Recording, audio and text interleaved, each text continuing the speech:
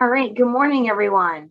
I'm Stacy Pike Langenfeld with Krabbe Connect. I'm the president, and I'm here joined with Ann Rugari, the vice president. And we are so happy that you guys joined us. This is our first Cure Krabbe family meeting, and we are thrilled to be here along with our sponsors, Neurogen, the Legacy of Angels Foundation, Passage Bio, and Forge Biologics.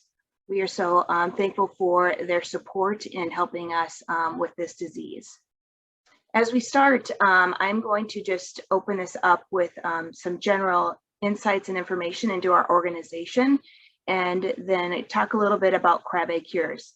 There is an update to the schedule. Our intern, Lily Cowan, is actually out sick, and so I will be presenting on her slides for the hashtag Cure Krabbe Summer Challenge. All right.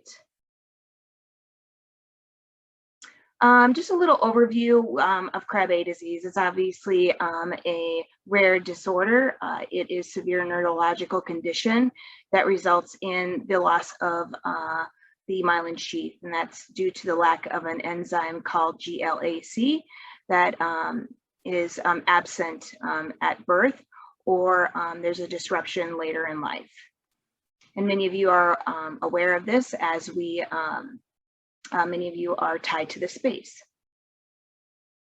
At Krabbe Connect, we work to ensure that the needs of the patients are really being voiced. That's the really premise of why a Krabbe Connect was formed. We also help improve the science and really fill the gaps in research that are needed to ensure that things continue to move forward. We are also doing educational videos and educational courses to help inform the general public and also our community on what's happening in the space. And we also provide resources for clinical trial opportunities. A lot of that is done through the Krabbe Cures engagement study. Here are some of our initiatives, and I just kind of want to review on what we've done since inception. So assessing the burden of Krabbe disease, we organized the patient-focused drug development meeting that actually occurred in October of last year, and that was well received. A publication came out with that, and you can find that out on the FDA's website. We want to provide new insights and information to researchers and pharma, and we're doing this through Krabbe Cures. This is the engagement study that I'll be talking about more, that is in partnership with NORD and then the Quentin's Quest for a Cure Fund. This engagement study was launched in August of 2020, and we've had great reception. We're up to 30 enrollees. Patient access and support. That's the latest updates on clinical trial information, which you can find on our website. And then our patient assistance program, which Ann Rugari will be talking about later on today. A very robust program that will help patients along the Krabbe disease journey, the burden of the journey. So our initiatives are more than that too. We do continue to do webinars to keep our community informed. And we are also launching a new peer-to-peer support groups. These groups will be conducted, our private groups that will be conducted for, we're gonna start out with the adult population. There's a much need for more support for this group. And then we hope to expand to those who are newly diagnosed by early fall. So stay tuned for that. And then the Partner with Us program. This really is a program to help families be a part of a collaborative effort. They can organize a fund, fundraise in the efforts that are meaningful and impactful to them. And you can check out more about that on our website. We have 4 of those right now, and other individuals that continue to be interested in. So that's a really great program. And I just want to talk a little bit about how we perceive our role in this community. We really feel like we are just one piece of the puzzle. We really truly need the caregivers and patients. We will not be able to cure this disease without the involvement of them, because they are really truly the gift of information and insight on how it is to help build ways to improve the quality of life that they live on a day-to-day basis. So we know that there's other partners and other individuals working in the space, And we believe we will all be stronger together, and we hope that we win this battle against this disease. With that, I'm going to turn our attention over to Krabbe Cures. It stands for Community United Research and Engagement Study. And the reason why we chose this acronym is really, this is really an effort with all of our community partners, mainly our caregivers and patients. But this is the data that's collected from this is really going to be used to help any organization that's doing work in the space, other nonprofit organizations and other clinicians and researchers and pharmaceutical companies to really help bridge that gap to ensure that new curative therapies reach the bedside of patients. Krabbe Cures is powered by NORD. It is through their I Am Rare platform. We could not do this without their help. Small organizations such as ours do not have a robust staff of individuals able to maintain a study of this integrity, which is backed up by an institutional review board. And so we are thrilled to be partnering with the National Organization for Rare Disorders on this effort. So the engagement study is really a long-term series of electronic surveys. These will come out intermittently over time, and how we decide to do the surveys is based on what's needed to help fill gaps in research. Right now, the initial set of surveys was really around the current demographics, how many patients are in the infantile versus the later onset, and uploading any reports that families are open to sharing with us. And these medical reports will help us be able to work with pharma and other institutions trying to do work in the space. So here's a snapshot of kind of where we're at today. We are sitting at 30 enrolled participants, and that is of August 1st, 2000. That should be say 2020. So we're not even a year out, and 26 of these 30 patients have consented. And what that just means is that a portion of these people probably have signed up, maybe not have taken any of the surveys and gone through the steps to start the surveys. And so there are right now 20 fully completed surveys, and 10 are still out there holding. And we do continue to reach out and connect with families to ensure that they complete these surveys. And as a mother of a child who lost her daughter to this disease as well, I as well completed these surveys, and felt it probably took approximately an hour and a half of my time to complete the 3 set of surveys. So as I stated, the current data being gathered right now is really focused on demographics, seeing if there's a higher population of precedence in different areas of the country. Also treated versus untreated, those identified through newborn screening, and patients, who do they utilize for their medical team. This fall, we are releasing 2 new surveys.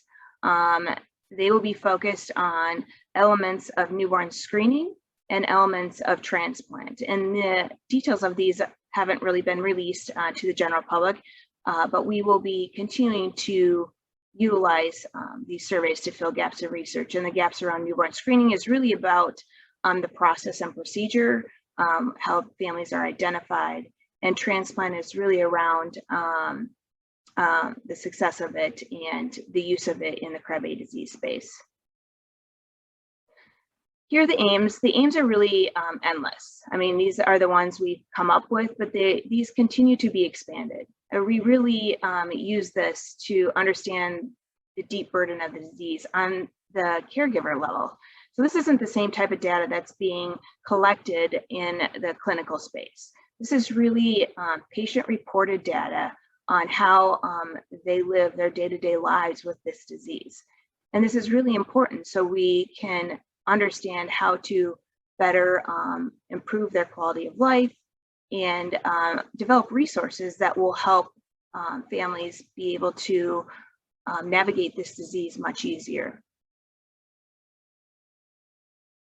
So a little dive into the data, and here's the different types of Krabbe disease that are showcased through the study right now.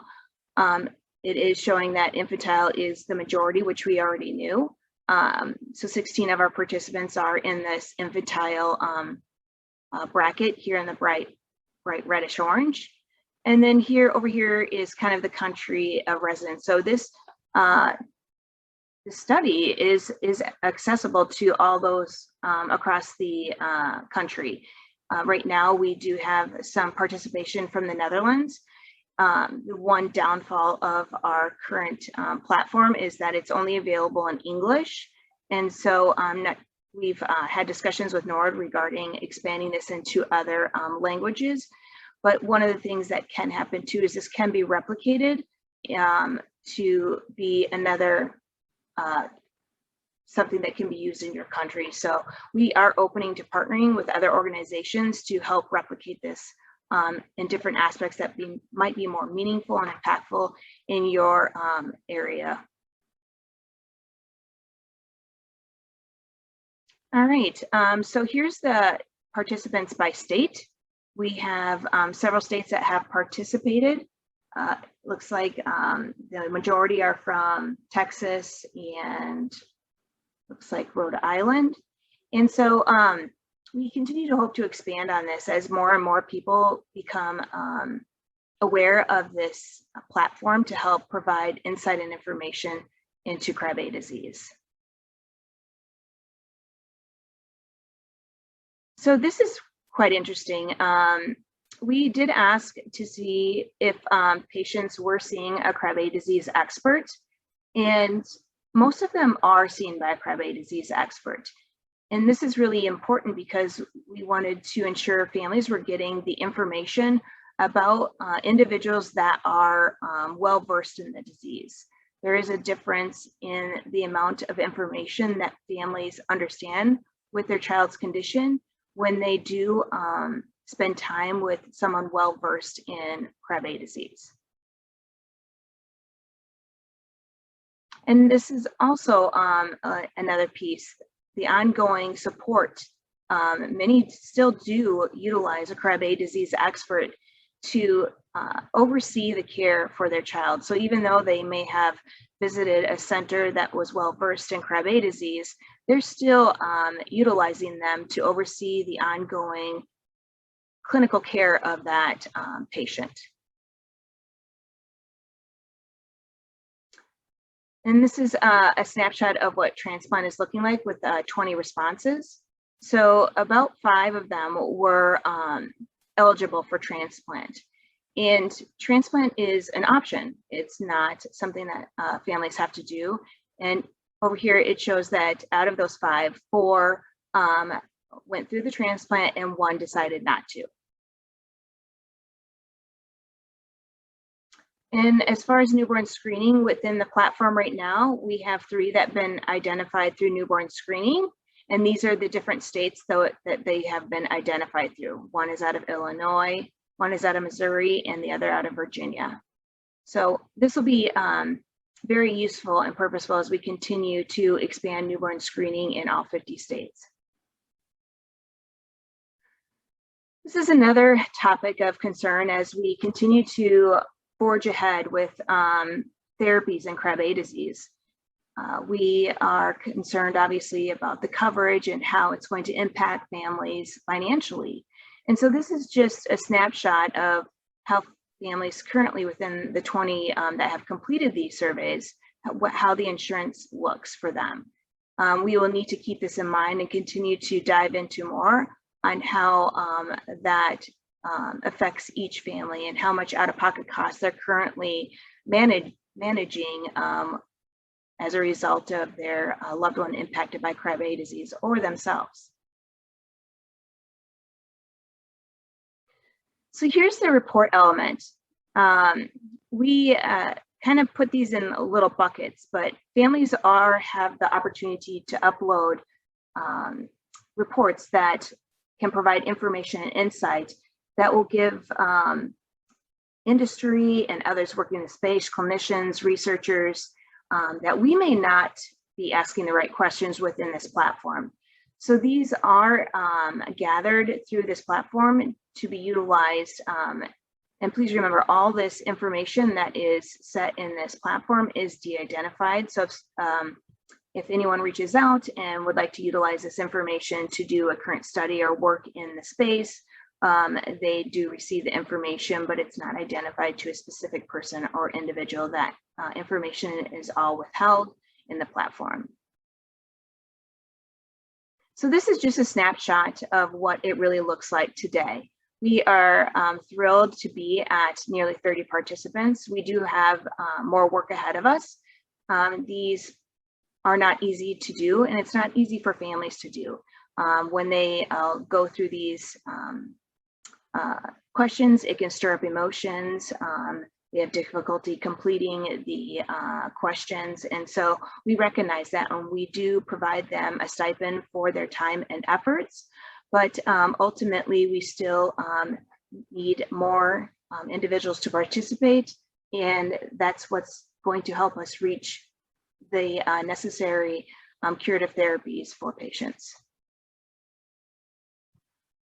I want to invite all those who are listening in, especially the patients and caregivers, to really visit our Krabbe Connect website. This is where you can sign up. It's quite easy.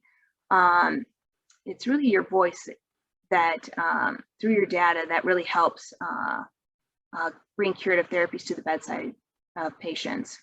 If you have questions or would like to talk more about this platform, here's my email address. And I really need to put a shout out to this family right here. This is the Nitahara family.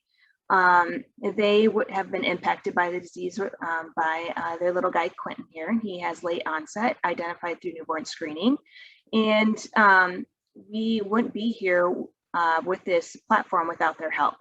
And I also want to put a shout out to the National Organization for Rare Disorders for offering such a intuitive platform for small organizations such as ourselves to be able to offer this to our community. So with that, I'm just going to take a pause and see if there are any questions, and those questions can be put in the chat. So I just need to see if I can exit out of here.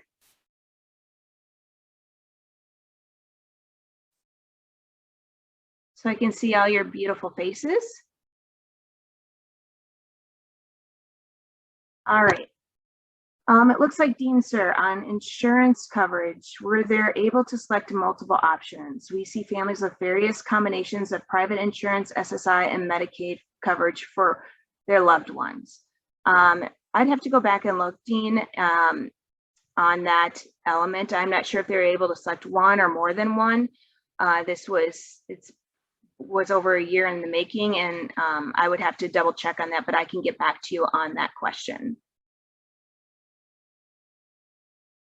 Another question, did you say someone was diagnosed through newborn screening in Virginia? It looks to be that was what they reported. We don't have insight and information on who that is. That information is de-identified.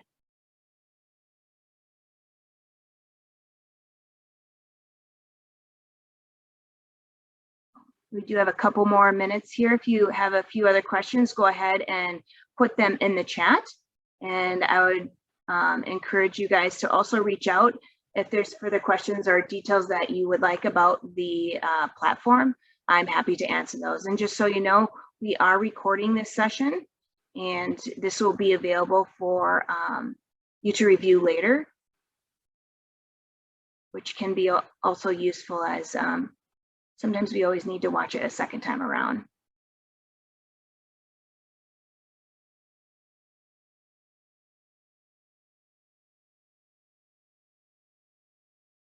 Awesome.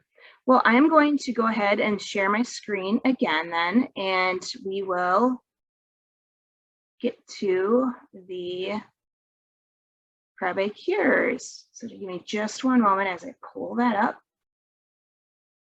Or excuse me, that would be the Cure Krabbe Summer Challenge we'll be doing.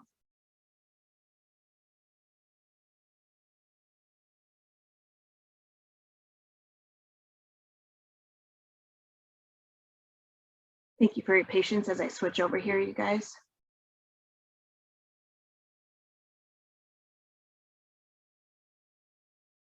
All right, do you see the Cure Krabbe Summer Challenge? Because I'm not, you do, okay, perfect. Play.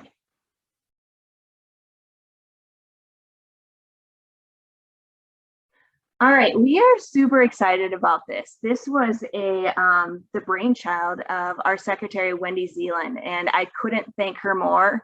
We were a little worried at first. Each time you do the first fundraiser, it's always a bit hairy. You run into bumps, and we did, but we thankfully have pulled it off. So our intern came up with this tagline, the Krabbe Coastal Connect, and that's because it is along the East Coast.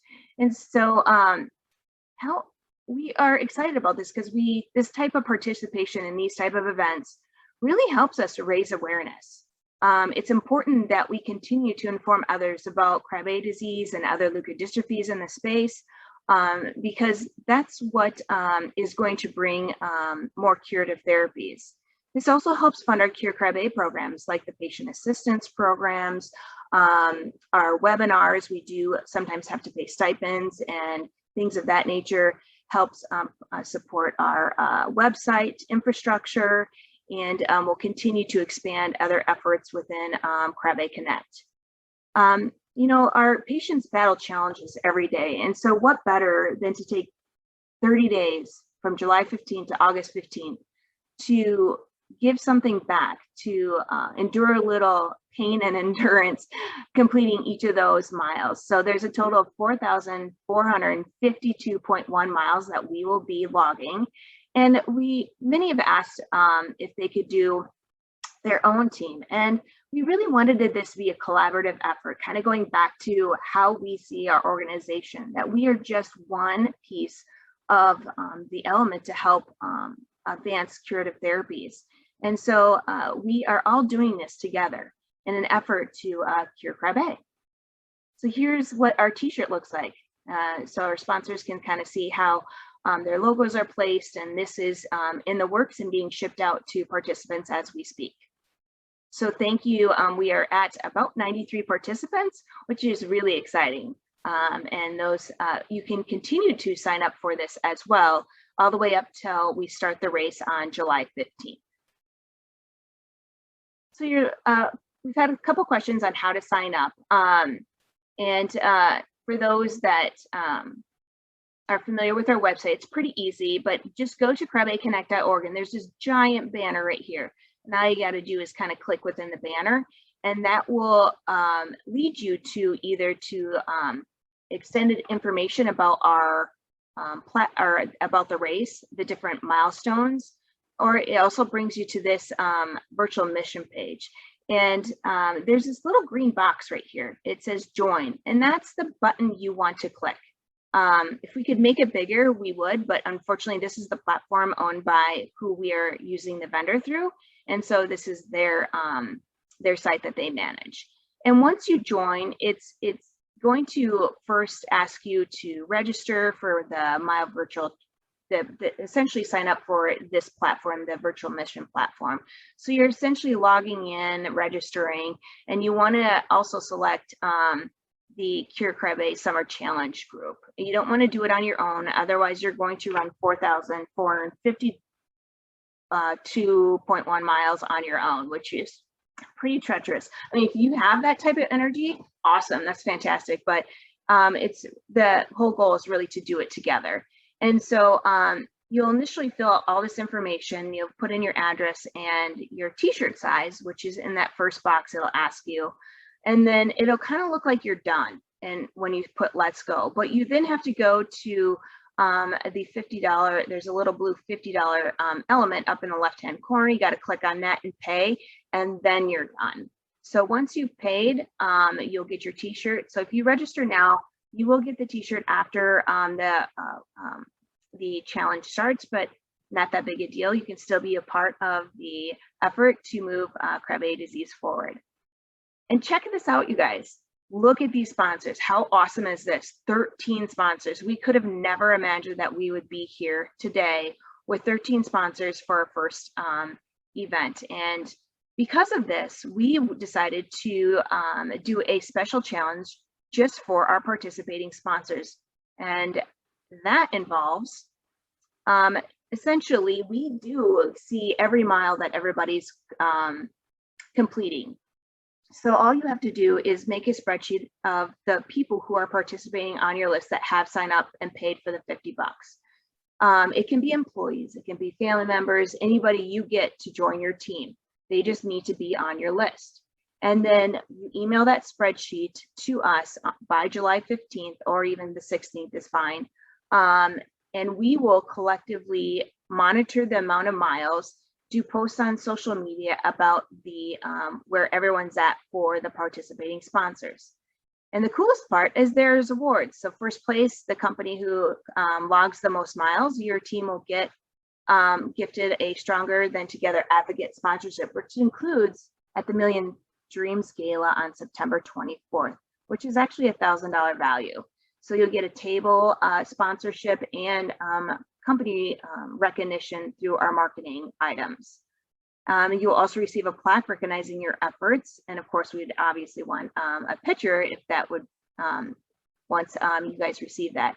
And second place, we will give you a $150 Domino's gift card to celebrate your company success at a time that's convenient for you, as well as a plaque to recognize your efforts in helping to cure Krabbe as well. So super fun.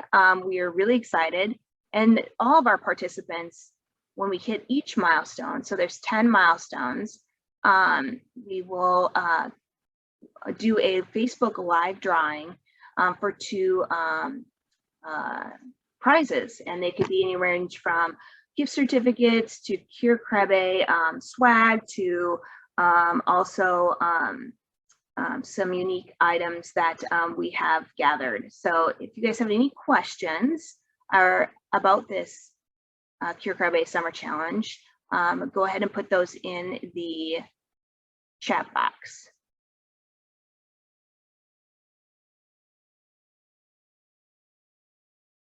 And Anne just shared the link, so you can easily see how you can get to that website and go ahead and register. The registration is $50. Unfortunately, at this time, the platform, you can participate overseas, but we can't send you the t-shirt. The t-shirt is not shippable to other parts of the country through our vendor who are using it, which is Bonfire. So just wait a few minutes here and see if anyone has any additional questions about this fundraiser or thoughts.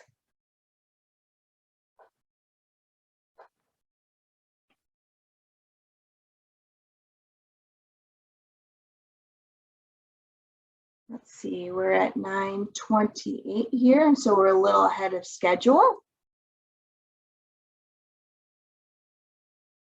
So we'll be waiting for the next piece that will be coming up is the caregiver's experience on advocating for Krabbe disease in their state. So let's just, oh, got a question here. Does the app log the miles? Yes, so you can connect your devices. So such as I have a Apple Watch. It does connect to the platform. You just have to go through that element to do that. And there's directions on the virtual mission site. So if you go onto their actual website, it will tell you and walk you through on how to connect your devices to the actual app. So you won't have to physically log the miles. It will automatically log the miles for you. Great question, thank you. And as we continue over the next couple of weeks, we will be posting more videos. I'm not sure if you guys saw, but our amazing virtual host, Joel Clausen, who is a Krabbe disease caregiver of Bryce, is graciously hosting our event virtually. And so he has really great messages. And on one of the posts that he did, he talked about the difficult part about Krabbe disease and All that is on our Facebook page, so we encourage you to go over there and watch that because it's really great information to see how families are impacted by this disease, even after their loved one is no longer living.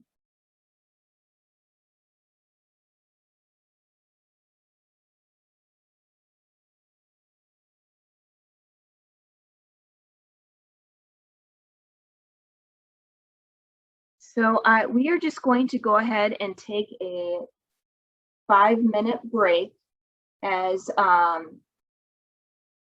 we wait for Lisa, Kevin, and Bruce. I know a few of them are on, but just to stay with our time frame here, I'm going to go ahead and just throw us into a short break as we prepare for the next segment. Thanks, everyone. Hang tight.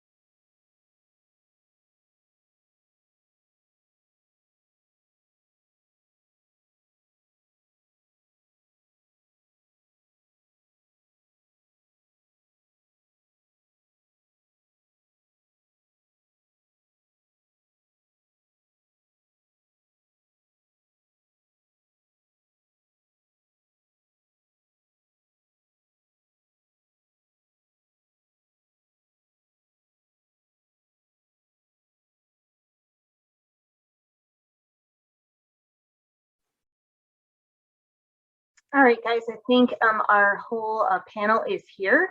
So I'm going to go ahead and just briefly introduce them and move through the next segment, the caregiver's experience on advocating for Krabbe disease or any newborn screening condition in their state. I am going to be moderating this session. I have panelists Kevin Cushman, who is from Wisconsin, Bruce Krabbe from Georgia, and Lisa Brockville from Pennsylvania. And we are so thrilled to have them to be here with this. And just pulling up this slide, but I'm actually going to take this down because I want you to see their amazing faces and hear all that they have to say. But we'll share some takeaways at the end. So with that, if Kevin could go ahead and unmute and show his awesome face. Hey, Kevin. Good morning. How are you? Doing all right, and yourself? Good, good. I'm so glad you're here with us. And I want to start with you. Can you just tell us a little bit, tell our viewers a little bit about you, how you got connected to Krabbe disease, and yeah, just introduce yourself. All right. Well, my name is Kevin Cushman. I'm from Wisconsin, Rapids, Wisconsin. My son Colin was born December 19th, 2010, and everything was fine. He met all of his milestones, you know, through the first 8 months, and we were all, you know, happy as could be. And then at about 8.5 months, we noticed a pretty significant change. His movements really began to slow. His playing slowed. He would engage with us, but he would tire very quickly. And I remember at his 9-month appointment, you know, his doctor, who was a family friend, told us that she thought it was time to see a specialist. And I'll never forget sitting in her office with, you know, tears running down my face and asking her what's wrong with my son. And she said, you know, I don't know. We were able to, you know, get in to see a neurologist actually the very next day, which is unheard of. And she did her exam and she felt like nothing was going to be wrong, that it was all just, that they wouldn't find anything. But she wanted to do an MRI just to rule everything out. So we breathed a little sigh of relief. But then after the MRI, you know, we heard terms like leukodystrophy and Krabbe and Catavan and Alexander's. And after 4 long months of testing, we finally got the diagnosis of Krabbe disease on January 6, 2012. And that's where, you know, ultimately the journey began, you know, with the full knowledge. And Colin lived to be a little over 8 years old. He passed on January 6, 2019. So I guess that's how we came to be. So obviously that's still very fresh for you, and you have a strong desire to help in other families impacted by this disease. And one of those ways is obviously you're really forging ahead with newborn screening in Wisconsin. So talk us through the initial steps on how you did that. I think there's lots of different ways to do it. For me, the first step was deciding to take on the task. I knew that it was going to be, you know, quite an involved process. I didn't realize it was going to be quite this involved and this long, but you know, I have no regrets at this point. But it started out by just contacting my local senator's office and just told them about Colin, about Krabbe disease, and the need for newborn screening. And the staff people that I had talked to said that they felt that it was something that the senator would be interested in. So in November of 2014, the senator came to my home and met my family, met Colin, my wife Judy, daughter Kendra, and, you know, learned quite a bit about Colin, you know, through actually seeing what we were talking about. And she was very willing to get a bill written, which was done in 2015. And we had also found out at that point that the year prior, in the spring of 2014, a law had been passed that allowed the Department of Health to add items to the newborn screening. So in addition to the bill at that time, we also went through the nomination process with DHS to have new Krabbe added. Okay, great. In the nomination process, what steps did you have to do with that? Well, it starts with, an incredibly lengthy and in-depth application, which is not something that the average parent can fill out. I got the nomination form and I looked at it and went, I couldn't even fill out one thing on it. So, I had to turn to the medical professionals to fill that out and to fill it out properly. Once that was submitted, there's three levels or three different committees that would meet about this. The first one, they have 9 criteria that need to be met. So the first committee does kind of the research to address those 9 criteria, and then they discuss it and vote on it. And their vote is whether they recommend the nomination to be added. And one of the nice things about it is even if it receives a negative vote or a no vote, it still goes to the next committee. So then the second committee kind of reviews what the first committee did and has a little further discussion on it. And then they also make their vote. And then it goes to the third committee. And that one, is really a much more in-depth conversation. It's the one committee where the public is allowed to speak. So we can give our testimony and, Colin's story and try and drive home just really the need for Krabbe to be added. And then they make their recommendation and then it goes to the secretary's desk. The nice thing about it is that it can receive a no vote all the way through and the secretary can still vote yes. Typically, from what I've heard and understood, that the secretary typically will kind of follow the advice of what the committees say. Okay. And you make a great point, Kevin. Not all states have that lengthy application, and our families feel very defeated seeing that application and to try and have to fill that out. Minnesota's the same way. And so it's great that you knew to go to the experts to help you get that completed and not to channel that on your own.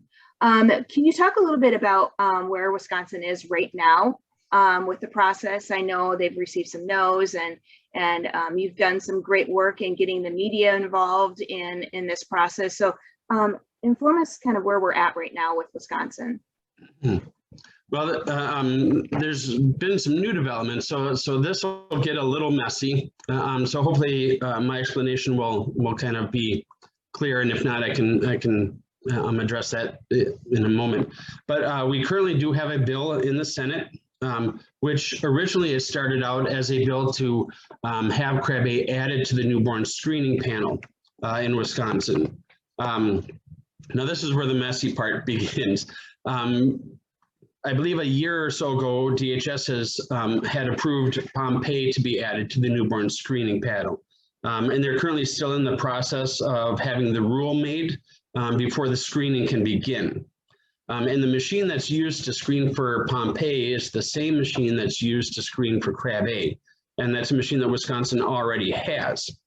DHS has written a letter, a written statement to the senator's office stating that as long as Wisconsin does screen for Pompeii, that adding Krabbe would add 0 additional cost, which we were very excited about. So the bill is now kind of changed to an amendment to the Pompeii bill or to the Pompeii rule. So as long as Wisconsin starts screening for Pompeii, which they should, and the amendment passes through the Senate and the House, Wisconsin would begin screening for Krabbe at the same time as Pompeii. So as it stands right now, the bill has passed the initial subcommittee in the Senate. and we're waiting for it to be sent to the full Senate. Right now, the budget is kind of the big thing, so pretty much everything has been put on hold until that kind of gets dealt with. And then it will also have to go through the same process in the House. But if it passes, both the House and the Senate, it should then be added. Awesome, that's great. I mean, organizations such as ours, we really appreciate families like you who are willing to be the boots on the ground to really walk these bills in and get these things progressed through your own state legislation. So thanks for all that you've been doing. Could you just mention maybe one of the biggest obstacles you felt was really troublesome as you were walking through this process? That would be the Department of Health. Ultimately, initially they had a lot of concerns, but as we've gone through this process, we've addressed a lot of those concerns. The biggest one at this point is their biggest concern at this point is the treatment, and that it is not a cure, and that there's no guarantee. We've done our best to try and point out to them that they're right, it's not a cure, but at this point we're talking about a quality of life, that can make a huge difference. Colin lived to be 8 years and 18 days old, and I know more about Krabbe disease than I'll ever know about Colin. He never spoke, so we never knew anything about him. So the one thing that the treatment could do is it could give that ability, that communication ability, which, changes everything, and, would have been a huge thing to know my son on a much different level than just as a child with Krabbe. Well, thank you, Kevin, so much. I mean, I completely appreciate all that you've done, and we'll look forward to some questions towards the end as we move through this panel. So thank you so much. Bruce, you're up next. You have your mute on. And I need to pin you up front. Bruce Krabbe. Let's see. I bet I can pin you. There we go. There we go, Bruce. Hey, Bruce, how are you? I'm doing well. Good morning, everybody. Good morning. Thank you so much for joining us this morning. I know it's hard to give up our times during the summertime. Can you just introduce yourself and tell us a little bit about how you got connected to the Krabbe disease space? Yes, I'm Bruce Krabbe, and I live in the southern part of the state of Georgia. And I'm connected to Krabbe through my grandson, Cloud. He's the only child of my middle child, Carlisle, and his wife, Sloan. And before Krabbe buried its head in our family, I knew very little about Krabbe. In fact, I knew nothing about it. Great, thank you so much. And it's so cool sitting here talking to you, Bruce, because you're a grandparent of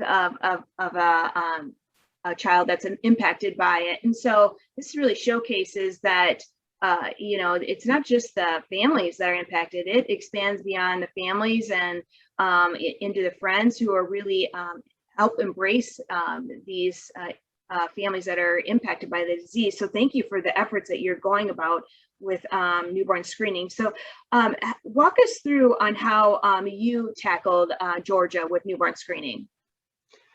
Well, so not only did I not know anything about Krabbe, but I didn't know anything about newborn screening, though I had had children and I knew that there was some testing going on. Many of us have been through that agonizing moment when we find out that our child or our grandchild has Krabbe, and we know the emotions associated with it. Cloud's journey was similar to Colin's, but a little bit different. And at his third birthday, I noticed that he had a limp. Up until that time, just like Kevin said about Colin, we thought Cloud was perfectly normal, and in fact, he was perfectly normal. That led us to a conference room in Atlanta where we got the news about Krabbe. And my first real knowledge about newborn screening is the physician said, because he's symptomatic, there's really nothing that he can be done. You need to take him home and love on him, and his life with you will be brief. And we asked a question, well, you know, there's treatment if you're don't have these symptoms. How will we have known? And that's when newborn screening first came up. And I was mad when I left. I was mad at our local hospital, I thought. I was mad at the physicians, I thought, because obviously they did not read the newborn screening reports to know that this child had the possibility or had Krabbe. Ultimately, I learned that Georgia did not have screening for Krabbe. And so when I left there, you asked Stacy, how did I came back to our little town in Georgia, started looking at the Georgia newborn screening and found out that Krabbe was not on the list. And there has been some efforts in Georgia, right, for Krabbe disease around Cove's Law, I believe. So talk to us a little bit about that. Do you know? Cove was a child that got diagnosed with Krabbe, and the family at that time, like many of us, not knowing what to do to try to get Krabbe in your particular state, went through a senator, and the senator proposed a very good bill. Department of Public Health was not involved in it really at all. Okay. And like bills in the legislature, there was a lot of give and take and watering down, and Cove's Law ended up summarizing it being that physicians in Georgia or hospitals in Georgia, if a family asked to be tested for Krabbe, that physician or that hospital had to give them information about organizations that could supply you with a testing kit. Well, obviously, people do not know to ask for Krabbe testing. So it was really a law that did not serve children or families in Georgia well at all. So with that, since that was an initial step, did you have to, like Kevin did, go through a lengthy application process to have them start reassessing or taking another look at this disease for the newborn screening panel? Walk us through kind of the next steps that you had to take. So I actually began calling my best friend, a physician who delivered Cloud's dad, who was also a retired physician who was chairman of the Georgia Department House of Representatives Department of Committee on Public Health in Georgia, and told him I needed to get a bill in, and that's what I thought he was doing. And as the 2020 legislative session was drawing to a conclusion, where's my bill? Where's my bill? And he said, you need to go through the Department of Public Health, and I will be there with you. And so that's what we did, Stacy, on December 21, 2020, we had our first hearing before the newborn screening panel of the Georgia Department of Health. I made a nomination on January 30, 2020, so we had our meeting with them less than a month later. Wow. And like Kevin, the application was very technical oriented, and I punted on that. I did fill out their application, but I made it really, really personal. I sent videos of Cloud, and when we went into Atlanta for that initial diagnosis, he walked in. When we left, Krabbe can ravage you so fast, he could not walk. And I approached it from that standpoint. And I also, Stacy, the most important document that I found when I started searching for how to make a nomination was a letter that the Federal Commission or Advisory Committee had sent to Jackie Wagner in, I believe, February of 2010. Mm-hmm. And they said in that letter that they would look at it again, Krabbe adding it to the RUSP. Yes. As new developments took place, but they hadn't looked at it. Mm-hmm. So I took that information and I tried to find the medical journals and articles that would address all their questions. And so we made that nomination and had our presentation in February of 2020. Well, that's remarkable. I mean, coming into a space where you had no knowledge of Krabbe disease, no knowledge of how to navigate newborn screening and what to do. Well, kudos to you, Bruce, for really just taking it and running with it, because it's individuals like you, even with RUSP, even if Krabbe disease gets on the RUSP, we still need boots on the ground to get it in the states, because it's a recommendation, it's not a mandatory thing. So right now, where is Georgia at? What are they doing? What did they do with your information that you presented to them? So what happened in February 2020, I had the legislative person with me that was going to supply the funds. And unfortunately, I thought they didn't vote to recommend it that day, but they sent it to an advisory committee.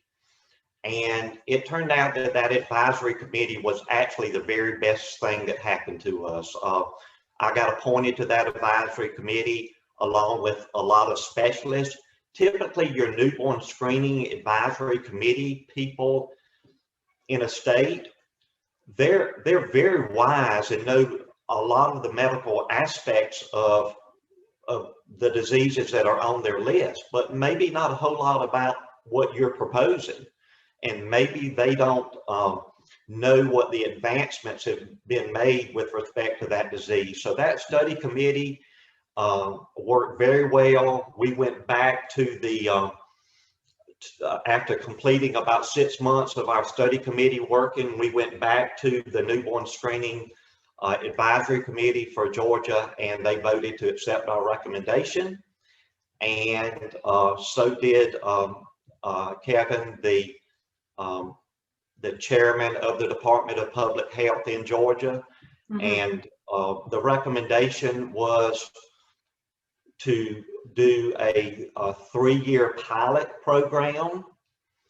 Now, pilot does not mean that only some children get tested. Every child born in Georgia will be tested and for Krabbe disease during the first 3 years. And the lab wanted the 3-year to work out any kinks that might develop, and so the legislature funded it, and the equipment's been bought. And beginning, I thought it was going to be in July, but beginning in September, they tell me that they're going to be testing every child in Georgia for the next 3 years. That's amazing. What an accomplishment. And you know, some people might think that, you know, it's not on, it doesn't secure it, but that gives you time to secure it. That's 3 years that we have now that people will be screened for Krabbe disease in Georgia, and I strongly believe that it will get added. And so great work on your effort to do that. And it happened fairly quickly in your circumstances. Which isn't always the case, as you see with other families who continue to work. One of them is in Virginia. And so thank you so much. I'm going to turn it over to Lisa. And let's see here. Let me move that. Gotta just find her. and all these people that are attending. I'm here. There you are. Thank you. I just couldn't find you. Hi, Lisa. Thanks so much for being here. Hi, thank you for having me. In a few sentences, can you tell us a little bit about yourself and how you got connected to this space? So my name is Lisa Brackbill, and I live in Hershey, Pennsylvania. In 2014, my husband Brennan and I had our first child, a daughter that we named Victoria, but we called her Tori. She was beautiful. She was healthy. She had amazing big eyes that everybody loved. And then right around 5 months of age, it was like a switch flipped. She was no longer happy. She stopped smiling, playing. I mean, the typical early infantile Krabbe symptoms that we're all too aware of now. So after about 2 weeks, I realized this was probably not teething. This was probably not anything. So we took her to the pediatrician, and that led us on that's when our diagnostic journey began. But it was actually only 6 weeks after she became symptomatic that we received her diagnosis. And that was obviously a horrible day. We would say diagnosis day was the worst day of our lives. We never wanted to hear those words, Krabbe. We never wanted to hear our daughter was not going to live to be 2. And sure enough, she didn't. She passed away on March 27th, 2016 at 20 months of age. So you can say that my connection to Krabbe has been a little reluctant, as all of us have. Very much so. I mean, just as Bruce had stated, you know, a lot of people don't even know to ask for Krabbe disease, let alone know how to pronounce it, right? Yes. I mean, let's be honest here. It's not something that anyone wants to be a part of. So how is Pennsylvania different than other area states? Do you have to fill out that large application that Kevin speaks to and Bruce has spoken to? What different stages do you have to go through in your state to advocate for Krabbe disease? First of all, I apologize that my toddlers are singing right now. So Pennsylvania is different, and there actually is no application. The Newborn Screening Advisory Board takes on the responsibility of vetting diseases, which I so appreciate, because it should never be on the parents' shoulders. I understand that they couldn't vet every disease, but I'm thankful that here they are so thorough. And I know this because I've spent 5 years attending every meeting, but my situation was different because there was already a law in place. Hannah's Law was passed in October of 2014, so just a few months after Tori was born, but it was never implemented. So after Tori was diagnosed, I became aware of the law, and I heard Krabbe parents talking about, why hasn't it been implemented? And so I thought, well, I live right here by the Capitol. It's time for me to start investigating. And it took me some time to piece together the issues, but what we learned was that the issues were not with the law itself, but with the newborn screening program structure at the time. So I'm oversimplifying this, of course, but basically because of the structure, because the law didn't provide a funding mechanism, it couldn't be fully implemented. So here, prior to this year, there were 2 tiers of testing. So there were 10 mandatory diseases that are all on the RUSP that were mandatory, and the state paid for them. The rest were, they called them supplemental, but honestly, they were optional. So I also learned that not every hospital was testing for everything on Pennsylvania's panel. So that made the zip code, the death zip code issue that we all talk about, even worse here. But even in addition, the advisory board did not agree with testing for all of the LSDs that were in Hannah's Law. So they were very reluctant to even try to fix these issues. By the time Tori died, only one hospital, which happened to be hers, was screening for Krabbe and for the other LSDs in the law. But much like in Georgia, if people asked for Krabbe to be added, the state would do it. But of course, you have to know it exists. So I kept hearing families say, but it's law, so they have to screen for it. But unfortunately, that's simply not the case in many situations, including Pennsylvania's. It's a lot more complex than that. So we had to solve a bunch of issues in order to do this. And so what steps did you take to solve those issues? And how long have you been fighting that process? So I began by going to the source, which was the advisory board in the Department of Health. So as I mentioned, it couldn't be implemented because of previous laws and because it was structured. But also I learned in that first meeting, which was just 3 weeks after Tori died, that the board didn't want to screen for Krabbe. In fact, I had the they didn't know why I was there.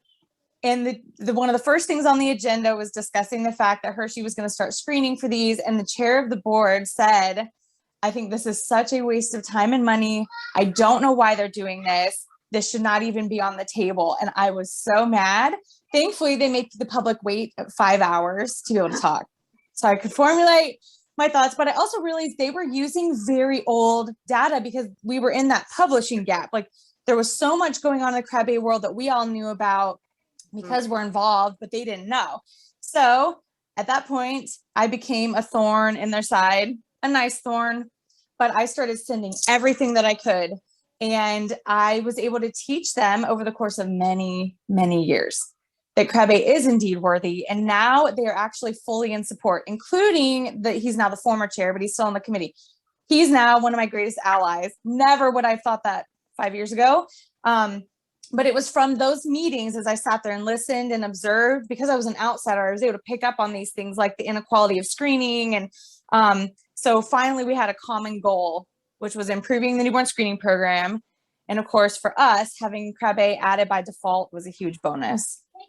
That's amazing. What a lengthy process you had to go through, and just the emotions that families bear when they are going through this process. Not only sometimes the child is still present, but a lot of times the child is not, or the patient, I shouldn't even say child, because many are growing into being adults.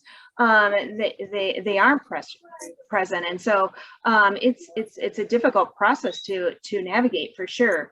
What do you think was helpful in what did you learn in this process, and what kind of things would you say are helpful for those that are wanting to look to tackle this in their state?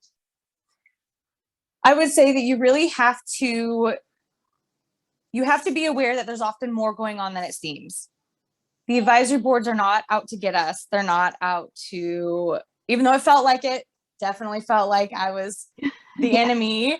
That truly isn't the case. I have learned that the boards are our greatest allies. It just takes time. And we have to understand that they're trying to do the right thing, the ethical thing, and we have to really push through. The other thing that I learned is that even though I have a political science degree, I have lobbied in my career. Getting a bill passed, at least in Pennsylvania, is nothing like the Schoolhouse Rock cartoon. I had a very sharp learning curve, and it took us 3 bills. 2 of them failed because of partisan politics, which still, it's actually been the greatest lesson of all, that bills are not evaluated based on their merit a lot of the time.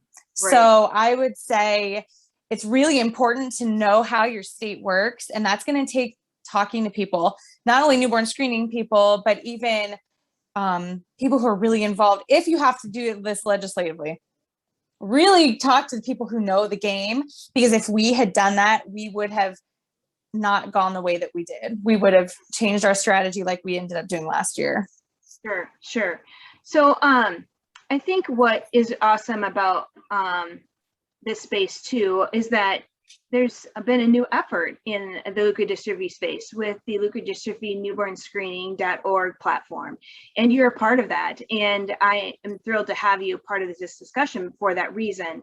I think one of the things that we are all learning, that it's not easy, or it's better not to go disease by disease. Let's find other advocates in the area, other leukodystrophies who have effective means of being able to be identified through newborn screening, and let's rally together, because numbers do matter.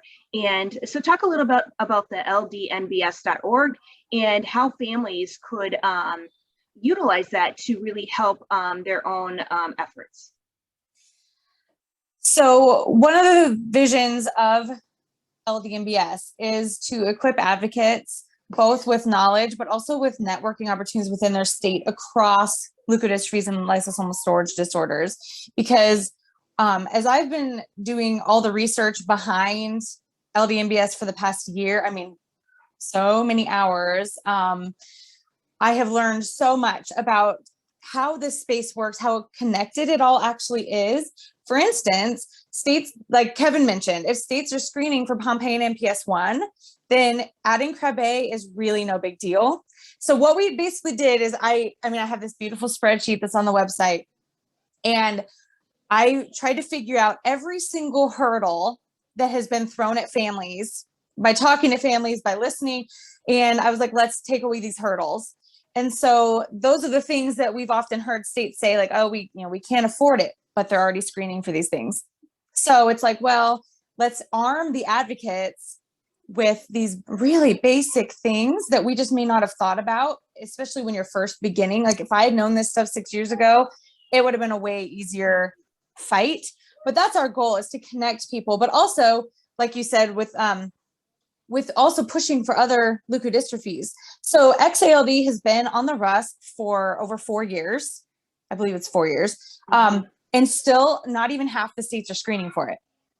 So we need to be, even though XALD is not my disease, we need to be helping that community, because it's going to help us also, not only because it's going to help us later, but because we're a family, we're a leukodystrophy family, and we need to be advancing the cause of all of these, because it's also like a snowball.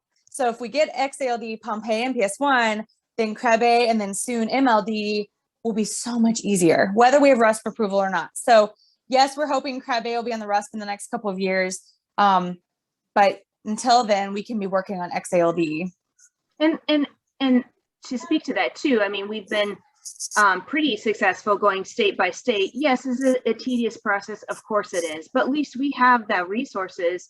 Other countries that aren't even screening for a lot of the conditions that we already are. And so we're really in a really great position.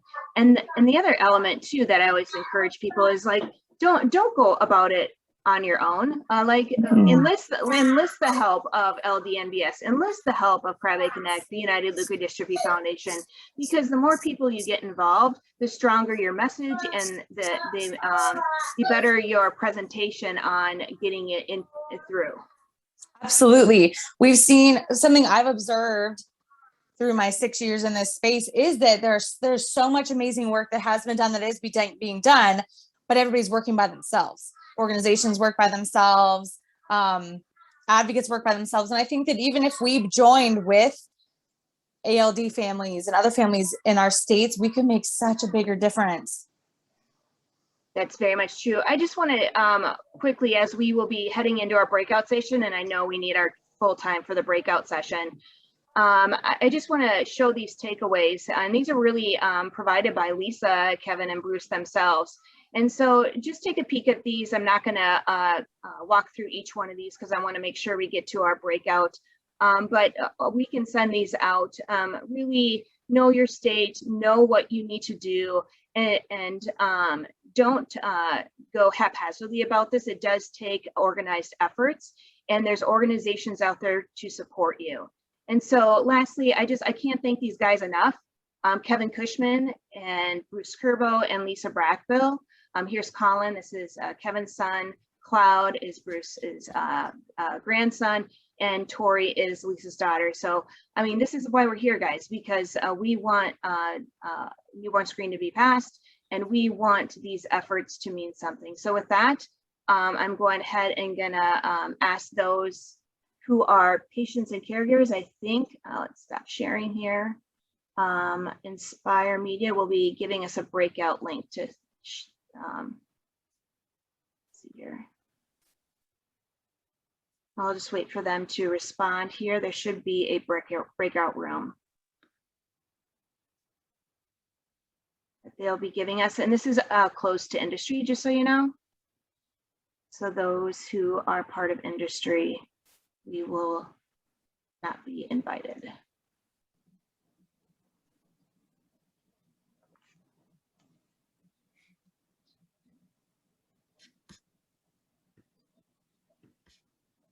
All right, looks like.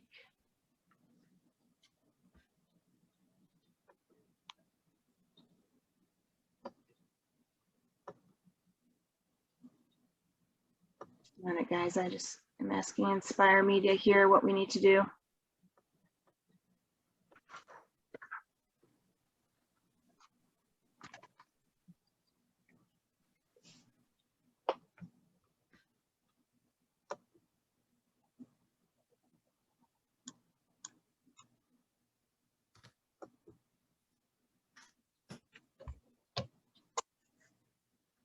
So we also need the recording to pop off.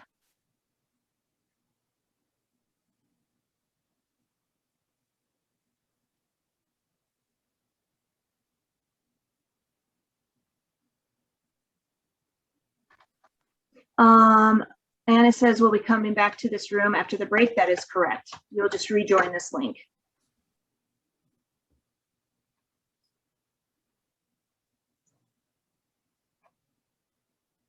Oh, there it is. Join a breakout room. It should have popped up on your lower screen, guys. So please go ahead and join that room, and I'll see you there.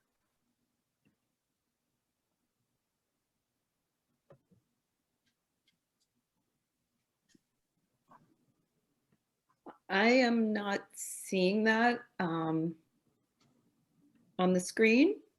I don't know if other people see it. Yeah, in your lower menu bar, it should say breakout rooms, and then you click on the number on the thing. Yeah, I did, and I can't get in. Me either. Nothing is on there. And I'm the presenter, so I need to get in. Yeah. You have the breakout room option. I see breakout room, the option. When I click on it, I don't see a number. The number of people in the room. I just see a blank screen. Oh, that's not good. Yeah, it was always tricky for me to know to click on the number, but it's not a blank screen. Mine says breakout rooms in progress. Mine says breakout room in progress too, but it doesn't give me a number to choose. They may have, sorry, I'm not the expert here, but I host some of these other meetings. They may have tagged you as industry, not as an advocate, and so they're not allowing you to go in. Well, is there a way to get a message to Stacy? Yeah, so you're Jennifer. I'm going to go over into the room and I'll tell her. Okay.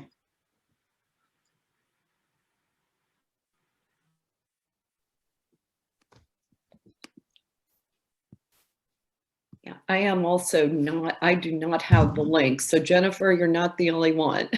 Yeah, except for that I'm the presenter. I know that, I know. Inspire Media, we need some help here. Same here with Wendy. I also do not see any buttons. Yeah. So Now I have it. And I can click on room 1, but it's not getting me in.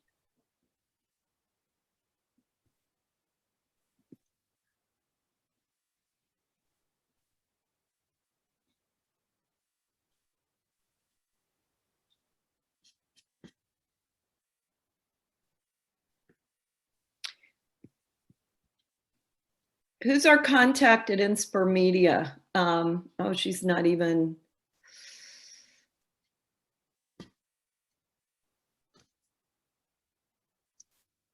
They've left. I won't leave you, Jennifer, till I know you're on. I apologize for this. Well, mine's not coming up with it either.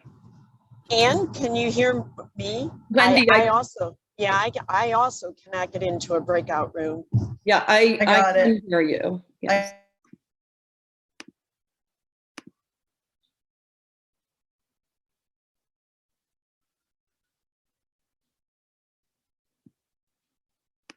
Wendy, do you have it yet? Yeah, I finally see it. Now I'm trying to get in. The host is inviting. Okay.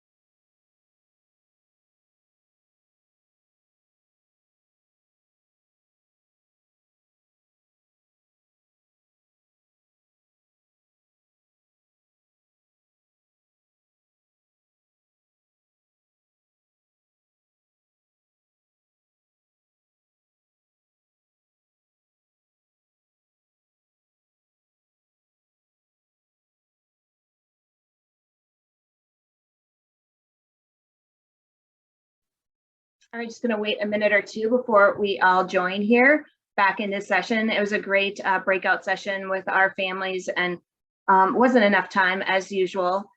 We will have to do that again in the future, and maybe just have that as one of the things we do for a webinar. So again, we are so happy to be here today with so many great people working in the space and doing great things, especially our caregivers and our patients who battle this each and every day. And so with that, I'm going to get started. We are going to leave it in this overview mode because we have several people on the panel today. And each, when they talk, it should highlight like mine's highlighted right now. So our moderator today is Dawn Laney. She is a genetic counselor at Emory University, and she's also a board director at the Krabbe Connect board. We also have Megan Renzi. She is as well on the Krabbe Connect board of directors as a legal advisor. And we also invite our panel participants, Dr. Maria Luisa Escolar from Forge Biologics, Dr. Leslie Jacobson from Neurogen, Dr. Elizabeth McNeil from Passage Bio. And today, guys, we are going to be talking about advisory boards and how they aid drug development. And is this an option that might be something you want to get involved in? Is it right for you? So with that, I'm really going to turn this over to Dawn. She's going to be moderating the session and calling each of our panelists out for questions. And then we hope to leave a few minutes at the end for additional questions from our audience. So thanks so much, everyone. Take it away, Dawn. Thanks, Stacy. Can you guys hear me okay? I stole my child's headset. So I was so excited to be here with you guys today with this amazing panel of folks who can really tell us about, not only from the medical perspective, but from the industry perspective, what is an advisory board? How is it different from working with a company as a one-on-one basis, or working as a speaker on a speaker's board, or working with somebody at a meeting? So I think this is a nice way to dive in and talk at all those things and learn a little bit more about what questions might be asked, or how you might think about participating, and how do you sign up if you do want to participate in something like this. So to kick it off, I would love to hear from each of our panelists to say, although I know there's different types of advisory boards, I wonder if you could tell us a little bit about, from your perspective, what an advisory board's purpose is, and why would somebody who is a parent or someone who's impacted by a genetic condition join one? Sure. And maybe we'll kick it off with Dr.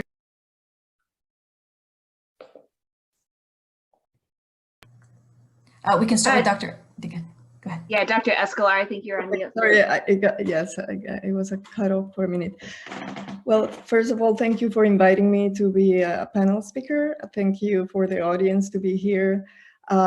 This is a great question. When you develop a therapy, obviously the therapy we're developing is for the patients, and the families are, in the case of babies that have babies with Krabbe disease, are the ones that can tell us more about what these therapies mean to them.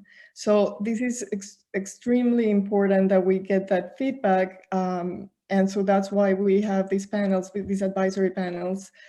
We want to make sure that we are addressing the areas that are the most meaningful for families.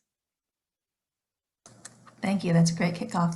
Dr. McNeil, what would you say? Sure. Thank you also for inviting me to participate in this industry panel. I'd like to say, I think that, similar to what Maria has just said, this is a chance for people who are living with the condition in their families to educate industry as well as other researchers about what's important to families as they go through their journey. Because sometimes we think we know, but we aren't living with it. So therefore we don't really know. We just are in the impression that, oh, well, that seems important.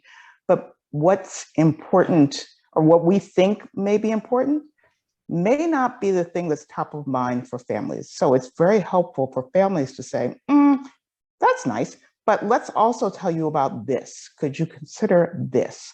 So for example, as a concrete example, different condition, in spinal muscular atrophy, when the drugs were being developed, we had an advisory board in which we invited, when I was at NIH, we invited families, we invited persons living with SMA, and there were therapies in development at the time.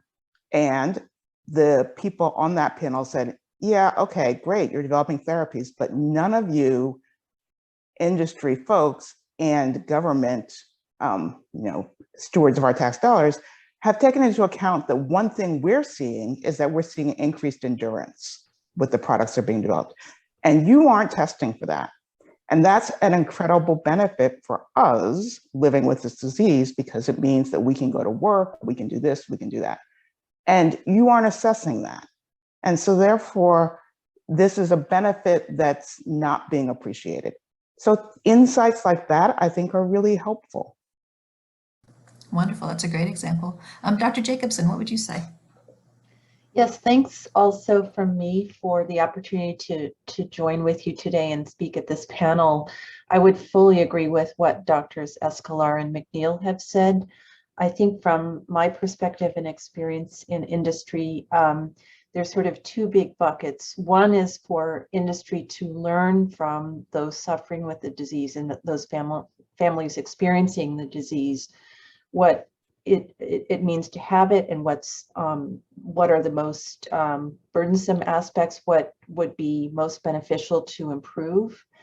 And then we in turn will look at what measurements we're including in our studies and ask the question of whether they need to be modified to capture those. So very much along the lines of what Dr. McNeil was just talking about. And in fact, regulators really look for that kind of interaction in designing and evaluating designs of rare disease clinical trials. And the second bucket is asking the question, is the clinical trial design we are envisaging or planning realistic for you or realistic for families to participate in? We often are in a situation where we aren't able to conduct many trials, and so the trials that we do conduct have many measurements, and they can be high burden to families. So we really need to understand from families what it looks like from their perspective, what would be meaningful to change, or,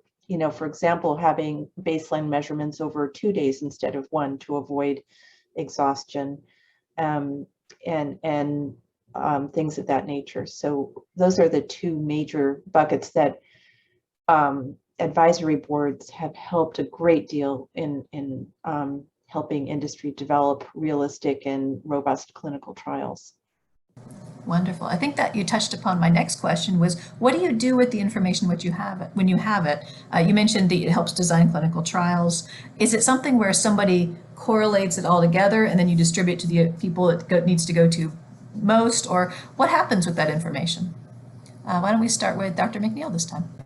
I think that what generally happens is we take what we are here and figure out what modifications can be made. And again, I'll go back to SMA.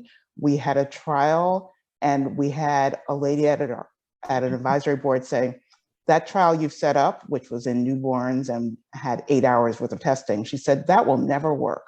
This is what you need to do. Most people who are coming to your trial, for example, are coming to academic centers they're not familiar with.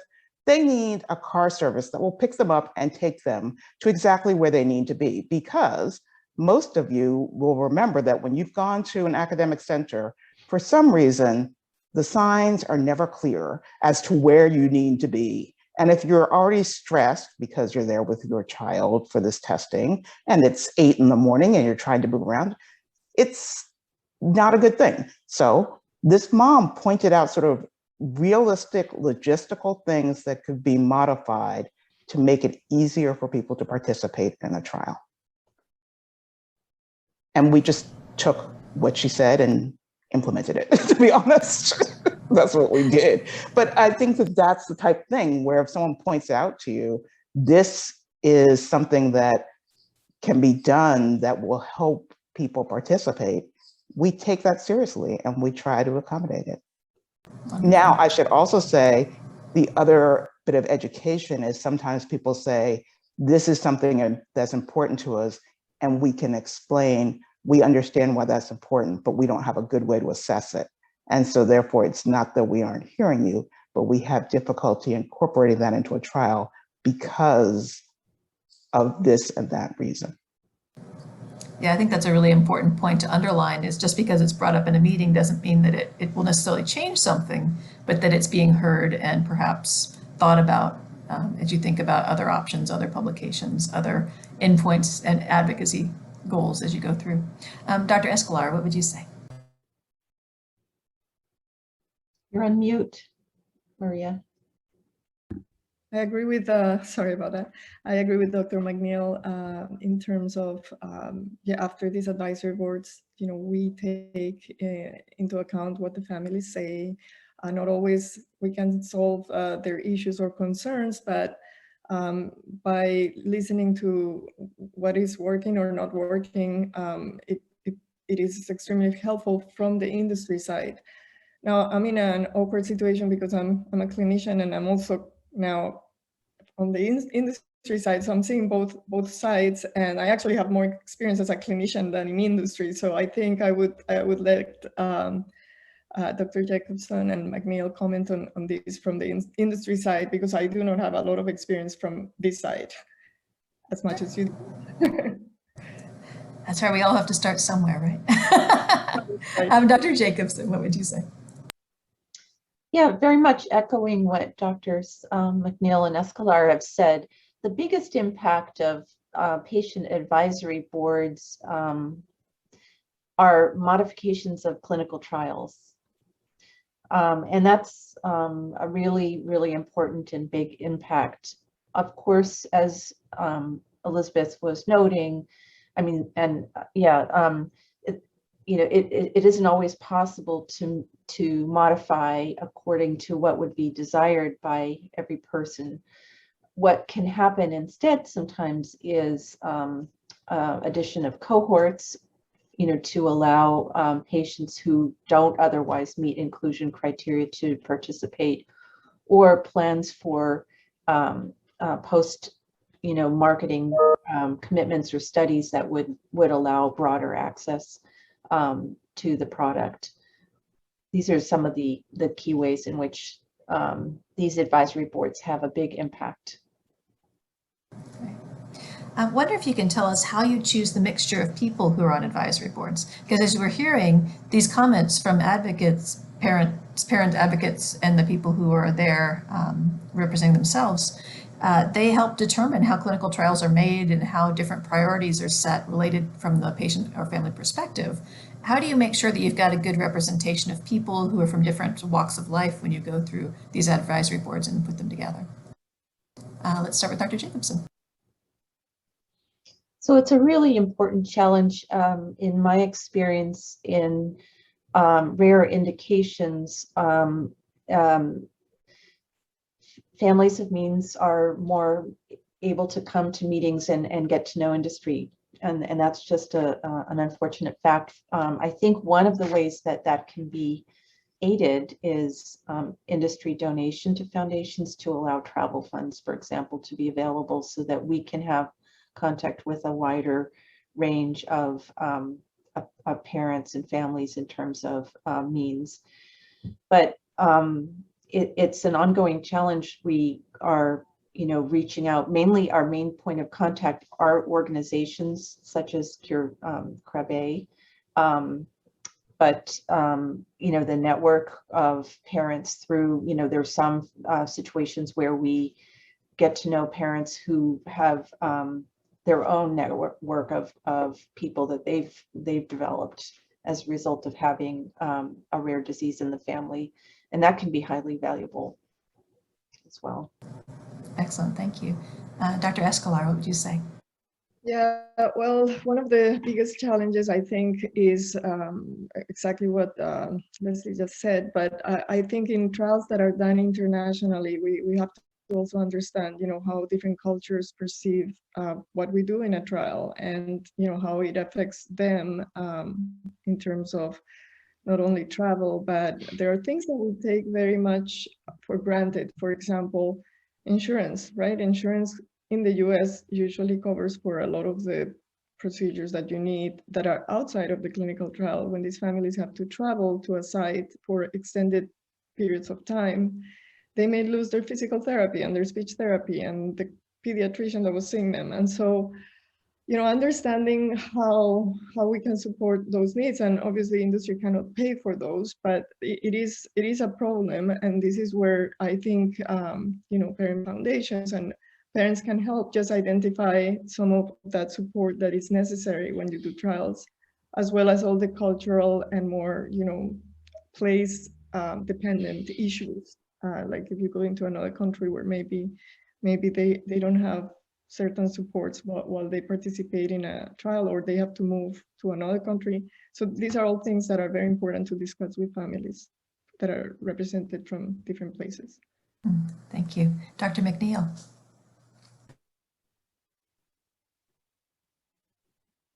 Sorry, I was having unmuting difficulties.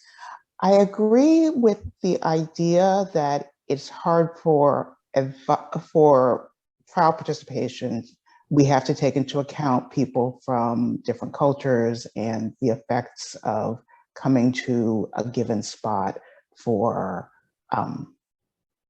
participation in a clinical trial. I find that people usually do make those changes for their families, if at all possible. It's not possible in all cases, but I've been kind of amazed by what people will do.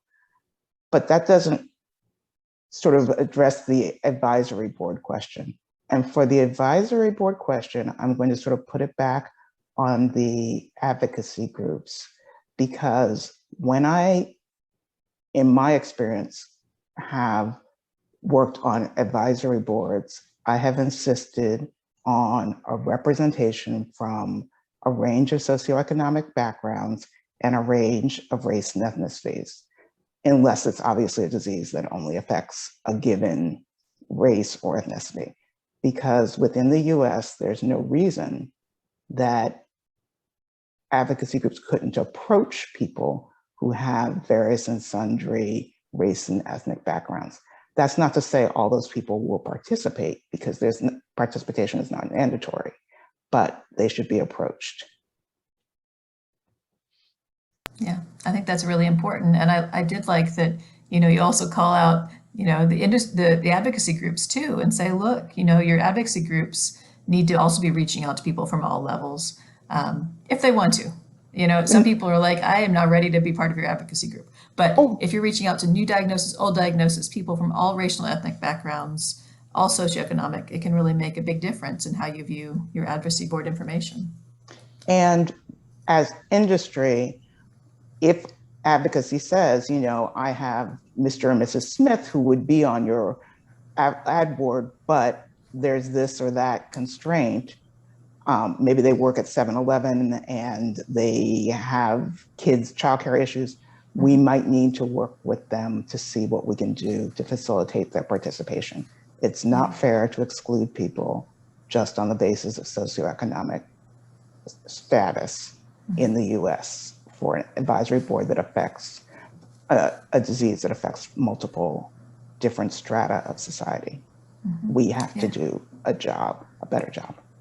Yeah, and I think that having digital meetings like this have also made a big difference for people's ability to participate, as long as they have internet, right? So, but that would you know what? We can get you internet. We can get you a hotspot. So therefore, that's, again, I feel pretty strongly that we should be able to get a range of race and ethnicity and socioeconomic status on advisory boards. I love hearing that, because I think it's great for everybody to hear, look, we can help and figure out a way through industry to get you what you need to be in these boards, which I think sometimes people just don't want to ask. And now we can say we can help you with that from like even the Krabbe Connect perspective when they're trying to put something together. So thank you for that. I guess another good question is when industry is interacting with an advocacy group, who is interacting from industry through an advocacy group? What segment of the company, and what do they do in their normal job? Do they just do advocacy groups? How would that usually work? Let's start with Dr. McNeil. That actually, I am benefited by the fact that I've got two people who I'm going to ask to turn on their cameras and say hello from our patient engagement group. Michelle Clark, I'm calling you out, Michelle. I see you're there. I know that she's there because I am here. There you go. Sorry, I promised See? my camera today. Hi, everybody.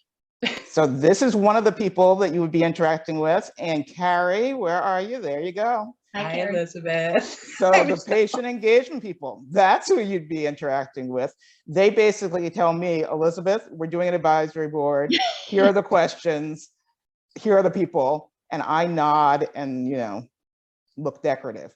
These two ladies make it work. Okay. So there you go. Decorative, Elizabeth. We couldn't do it without you. Well, yeah, and we're actually in the process of putting together some for this year. So stay tuned for more info. Wonderful, thank you. That's a perfect example. And Carrie, we know you from the rare disease world in other roles as well. So yeah, I'm actually a rare parent of a child who passed away from another lysosomal storage disease. So it's been really exciting meeting some of the families and kind of bringing my experience to the industry side. So I'm very lucky. Yeah. Well, it's good to see your face. Dr. Escolar, who typically would you see who organizes things at Forge Biologics? Yes, we are in the process actually of recruiting somebody that would be doing the patient engagement. But currently right now we have two people that are in the communication side of Forge that are available to answer any questions and interact with families. When we do our presentation at the end, there will be some links and phone numbers for families if they want to talk directly to them. Wonderful, that's really useful, thank you. Dr. Jacobson, what would you? Yes, so I'd be pleased to introduce Gay Grossman, if you could come off camera or on camera, Gay, who heads up our patient advocacy group or activities. Do you want to introduce yourself, Gay, please? Hi, everybody. It's great to see everybody this morning. Once again, Stacy and Ann, you're doing such a fabulous job. This is such a great meeting. And I am the Director of Patient Engagement at Neurogene and work directly with Stacy and Ann and other advocacy organizations to make sure that the patient voice is heard and that the people at Neurogene know the families and understand where they're coming from. So it's great to be here. Perfect. Thanks, Gay. Gay does a wonderful job, I will add. Wonderful. Yeah. Thanks, Leslie. It's an important role within the companies is to have somebody whose job is to interact with patients and kind of be separate from the people who design the clinical trials and run them. So and like Carrie, I'm also a rare disease parent. Wonderful. Great. So I'd love to hear at this point from our, let's see. Yeah, I think probably we're getting near the time where I'd love to hear from Megan. Megan, I wonder if you could talk a little bit about privacy and how it relates to advocacy boards and being a parent and sharing information in this setting. Sure. I think it's really important that folks understand in terms of when they are participating in these forums to understand the sort of information that will be shared and to feel very, very free to ask the organization in which form information will be shared, so you can be completely comfortable going into it, understanding beforehand what or will not be shared, and to be able to take an informed decision beforehand to know whether what your comfort level is. If you learn that certain details are details you'd rather not have shared in the forum the organization has indicated, then you can take that informed decision beforehand not to participate, or to open the dialogue with the organization and say, hey, I'm not really comfortable sharing this information. Is there a way that we can work around it or otherwise? I think that's really, really important. And most important of all is to know that it's within your right to ask any questions you might have to the organization you're considering participating with. There are no off-limit questions. You should be very comfortable. And I know a lot of times we may be thinking, this is for the good of the cause. I have to do this, or I feel obligated. And you may have an itching question in the back of your head that you may not ask because you're shy or you feel it's going to inhibit. But you know, it is well within your right to ask, and you should ask, and I encourage you to ask, because my experience is industry is going to want to work with you. I mean, they want you to be comfortable. You know, it may not seem that way in the beginning because it's a lot of forms and questions and otherwise, but at the end of the day, they are there to serve the same cause that you're wanting to serve. So please speak up and express concerns, doubts, questions, or otherwise. It is, you know, within your scope of control. I love it. That's great. And very important point too. Definitely. Don't answer what you don't want to answer. Ask questions you want to ask. And the worst they can do is tell you, we can't answer that. I'd like to open it up now for people to ask questions. I, of course, can come up with more questions for our awesome panel, but what questions do you guys have? What else do you want to know while you've got these wonderful people here to answer things for you? You can unmute and ask questions. You can put them in the chat and I can read them off. You can send them to me directly or to everybody. All those things are fair game. While you guys are gathering your questions, I have a fun question for each of our panelists, which is, what is the most surprising thing you've learned in an advocacy board? Something that just kind of like just took you by surprise. Dr. Escolar, what would you say? One of the most surprising things that to hear in an advocacy board, well, there's not a lot of surprises I get because I do get the time to spend with a lot of the families. As you all know, I've been working for 20 years with Krabbe families. So a lot of the things that they have discussed are things I've heard before. So I can't remember of any examples of anything that took me really. Well, maybe there's one family I had where the mom had some disabilities and she was having difficulty kind of getting her voice heard, and that was something that I remember kind of. I'm a developmental specialist and I never thought about that. So I think that would be the one thing that I felt like we have to be aware of that too, right? There are parents that have disabilities and they also need their voice heard. Perfect, thank you. Dr. McNeil, what would you say? I think I was trying to think, I don't think I've heard clinically things that have surprised me, but the thing that I never would have thought of was when a mom pointed out to me that we should time things so that assessments can be done at a time of day when they can pick up their other kids. And that's like really practical. And it's like, oh yeah, that kind of makes sense that it's not gonna really work if you don't have someone else to pick up your other kids. Maybe your spouse works 9 to 5 and children for some reason always get out of school at 2:30, which is just an annoying sort of time. And just practical logistical consideration that I hadn't thought of, and we found a way to accommodate that. But Nice. That I think was the most surprising, and I kind of hit myself on the head because I have a child. I should have thought of that. Yeah, but these are the things that you're planning and planning and planning, and little, stuff like that is very practical. Sometimes you have to be reminded. You're like, oh yeah. Dr. Jacobson, what would you say? I thought of two things. One is don't schedule assessments during nap time. It really impacts performance. It impacts everyone. And the second one is really not so much a surprising thing, but I always am amazed at the journeys that families report going through to get a diagnosis. And some of them are just, we just had for a different disease, a patient advisory board meeting last weekend, and the stories are amazing that parents go through, they stick it out, and they know that something is wrong, that their child's been misdiagnosed, and they persevere. I'm always I guess it's not surprising per se, but it's so impressive to me and amazing. Yeah. Very good point. All right, Dr. Escobar, we have one real quick question for you that I think is a little bit more your speed here. This is a question from the Brazilian parents. Could you please tell us what specific test is used to detect Krabbe disease on the newborn screen and how much it costs currently? Yeah, well, it's for newborn screening. Unfortunately, these tests are not available in other countries. They should be, but they aren't.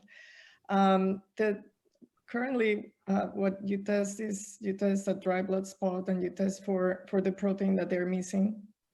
The cost of a test like that is really low, actually, when you do it as a state program individually. Somewhere around $5 to $7 is what I hear from the labs.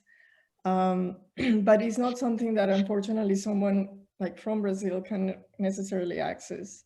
So I don't know if that answered the question. Yeah, I think it's definitely a good start. And that's something that maybe we could have more on for the newborn screening later on in the meeting. I think that'd be important. There's also a great question that I think would be Stacy's speed, which is there a committee already registered in Brazil? And if not, how do you register an association?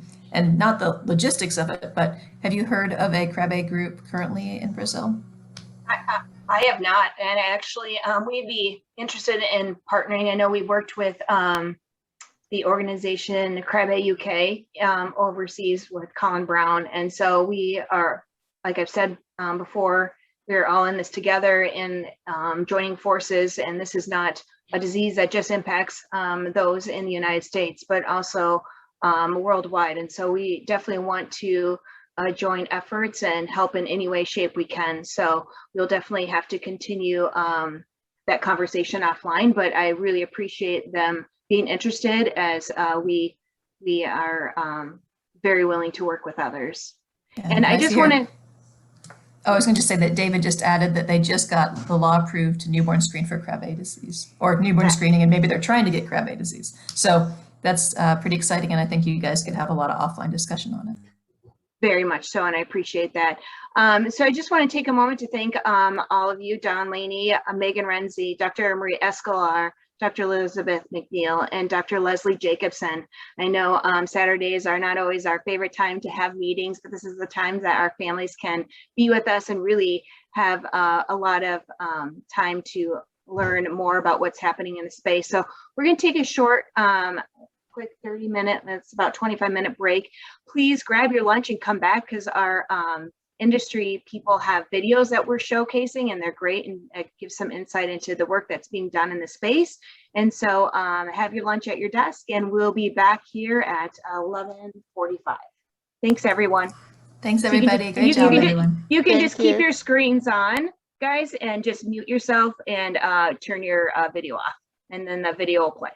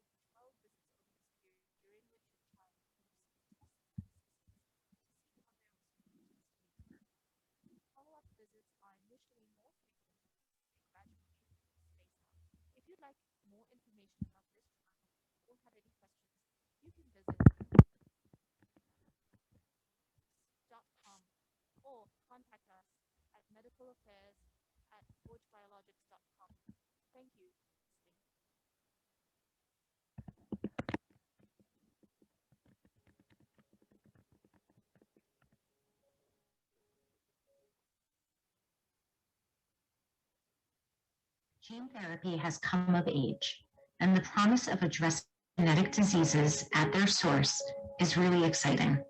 Not only do gene therapies have the potential as treatments for seriously debilitating and life-threatening diseases, they hold the ultimate promise of potentially being a cure. Only the most experienced and committed organizations will be successful because of all of the challenges that are associated with gene therapy. The University of Pennsylvania and various investors created a company called Passage Bio. A company in which every decision we would make would be based on what is best for the patients that we were serving. The goal of the company is to develop gene therapy for rare monogenic diseases that affect the nervous system using AAV-based vector technology. We evaluated many different approaches, but the approach that we decided to proceed with is injection of the vector into the fluid that sort of bathes the brain. I truly believe that 2021 is a moment in time for gene therapy and that Passage Bio is at the center. Patients and their families living with the diseases we serve are praying for our success. Passage Bio is advancing programs in both pediatric and adult CNS disorders. A study in GM1 gangliosidosis is currently enrolling patients, and studies in infantile Krabbe disease and frontotemporal dementia are anticipated to open in the coming months.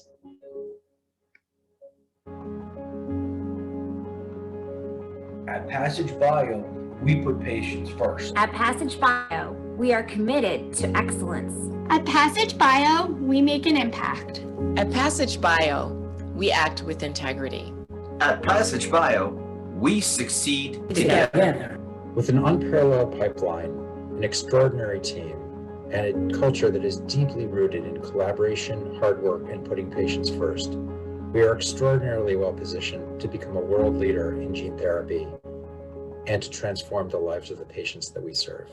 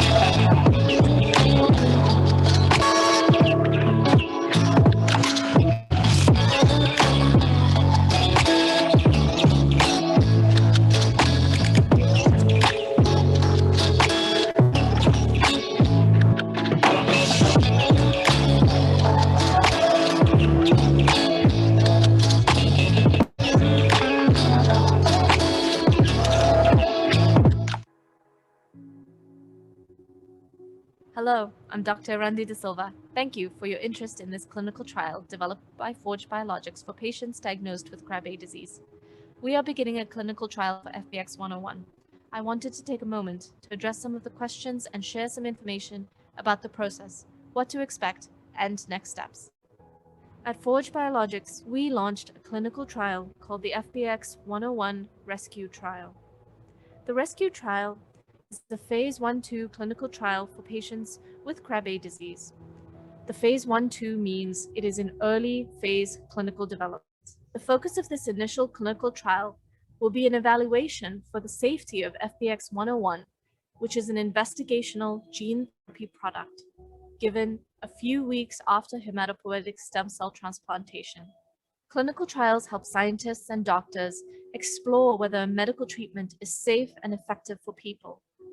Before any treatment can be available to the public, it must go through several phases of clinical research and reviews by different agencies and monitoring groups. The ideas for clinical trials typically come from research performed in the lab, in test tubes and dishes, and/or from studies performed in animal models. Clinical trials have specific requirements to join called inclusion and exclusion criteria. Inclusion criteria are criteria that one must meet to be able to be included in a clinical trial. For example, in the FBX 101 rescue trial, children must be less than 1 year of age and must have a diagnosis of infantile Krabbe disease. Exclusion criteria are things that would disqualify someone from joining a specific clinical trial. For example, in our trial, you would not qualify if your child had previously received a gene therapy product, or if they were born at less than 35 weeks gestation. Some clinical trials require that your child be in the hospital for some time. The rescue study will last for about 2 years, divided into 4 periods. First, there's a screening period where your child will receive tests to make sure they qualify for the study. These will include a review of their medical history, a detailed physical and developmental assessment, genetic tests, blood and urine tests, and imaging studies. Second, they will be admitted to the hospital to receive chemotherapy and a stem cell transplant, and then the study drug about 3 weeks later. Third, they will remain in the hospital for another 2 weeks after the gene therapy so the study team can monitor their health and provide care.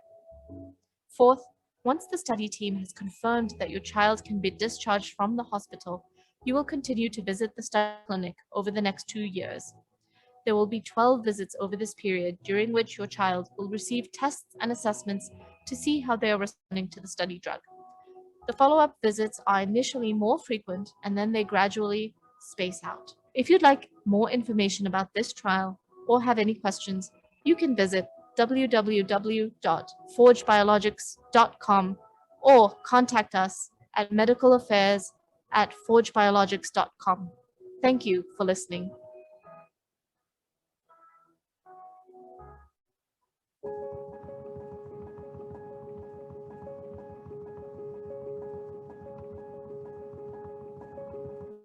Gene therapy has come of age, and the promise of addressing genetic diseases at their source is really exciting.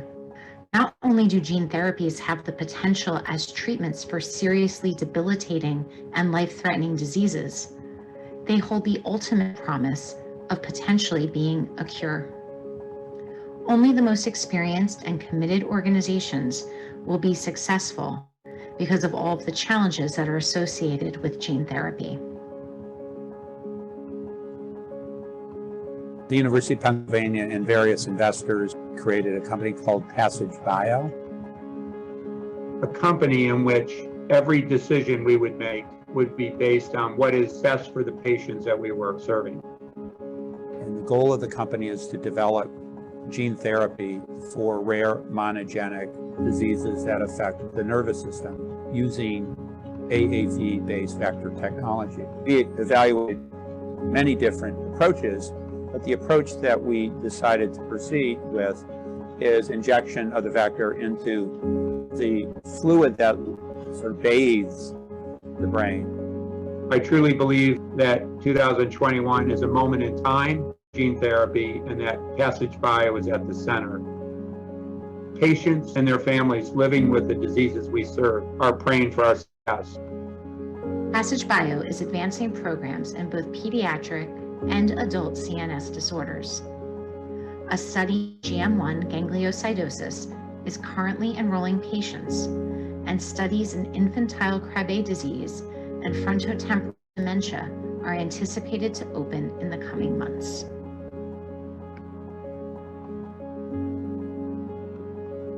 At Passage Bio, we put patients first. At Passage Bio, we are committed to excellence. At Passage Bio, we make an impact. At Passage Bio, we act with integrity. At Passage Bio, we succeed together. With an unparalleled pipeline, an extraordinary team, and a culture that is deeply rooted in collaboration, hard work, and putting patients first, we're extraordinarily well positioned to become a world leader in gene therapy and to transform the lives of the patients that we serve.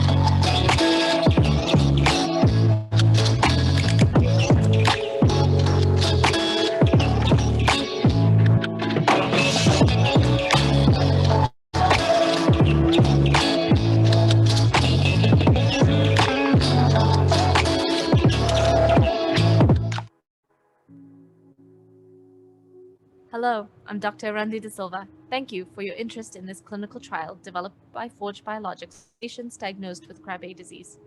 We are beginning a clinical trial for FBX 101. I wanted to take a moment to address some of the questions and share some information about the process, what to expect, and next steps. At Forge Biologics, we launched a clinical trial called the FBX 101 Rescue Trial. The Rescue Trial is a phase 1-2 clinical trial for patients with Krabbe disease. The phase 1-2 means it is in early phase clinical development. The focus of this initial clinical trial will be an evaluation for the safety of FBX 101 which is an investigational gene therapy product given a few weeks after hematopoietic stem cell transplantation. Clinical trials help scientists and doctors explore whether a medical treatment is safe and effective for people. Before any treatment can be available to the public, it must go through several phases of clinical research and reviews by different agencies and monitoring groups. The ideas for clinical trials typically come from research performed in the lab, in test tubes and dishes, and/or from studies performed in animal models. Clinical trials have specific requirements to join called inclusion and exclusion criteria. Inclusion criteria are criteria that one must meet to be able to be included in a clinical trial. For example, in the FBX 101 rescue trial, children must be less than 1 year of age and must have a diagnosis of infantile Krabbe disease. Exclusion criteria are things that would disqualify someone from joining a specific clinical trial. For example, in our trial, you would not qualify if your child had previously received a gene therapy product, or if they were born at less than 35 weeks gestation. Some clinical trials require that your child be in the hospital for some time. The rescue study will last for about 2 years, divided into 4 periods. First, there's a screening period where your child will receive tests to make sure they qualify for the study. These will include a review of their medical history, a detailed physical and developmental assessment, genetic tests, blood and urine tests, and imaging studies. Second, they will be admitted to the hospital to receive chemotherapy and a stem cell transplant, and then the study drug about 3 weeks later. Third, they will remain in the hospital for another 2 weeks after the gene therapy so the study team can monitor their health and provide care. Fourth, once the study team has confirmed that your child can be discharged from the hospital, you will continue to visit the study clinic over the next 2 years.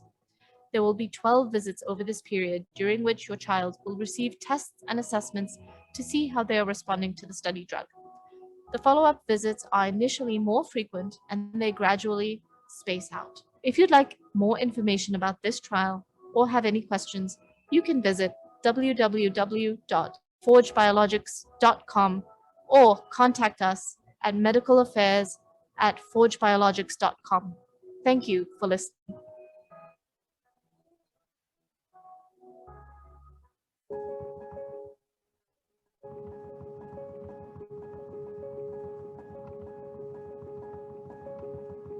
Gene therapy has come of age, and the promise of addressing genetic diseases at their source is really exciting. Not only do gene therapies have the potential as treatments for seriously debilitating and life-threatening diseases, they hold the ultimate promise of potentially being a cure. Only the experienced and committed organizations will be successful because of all of the challenges that are associated with gene therapy. The University of Pennsylvania and various investors created a company called Passage Bio. A company in which every decision we would make would be based on what is best for the patients that we were serving. And the goal of the company is to develop gene therapy for rare monogenic diseases that affect the nervous system using AAV-based vector technology. We evaluated many different approaches, but the approach that we decided to proceed with is injection of the vector into the fluid that sort of bathes the brain. I truly believe that 2021 is a moment in time for gene therapy and that Passage Bio is at the center. Patients and their families living with the diseases we serve are praying for our success. Passage Bio is advancing programs in both pediatric and adult CNS disorders. A study in GM1 gangliosidosis is currently enrolling patients, and studies in infantile Krabbe disease and frontotemporal dementia are anticipated to open in the coming months.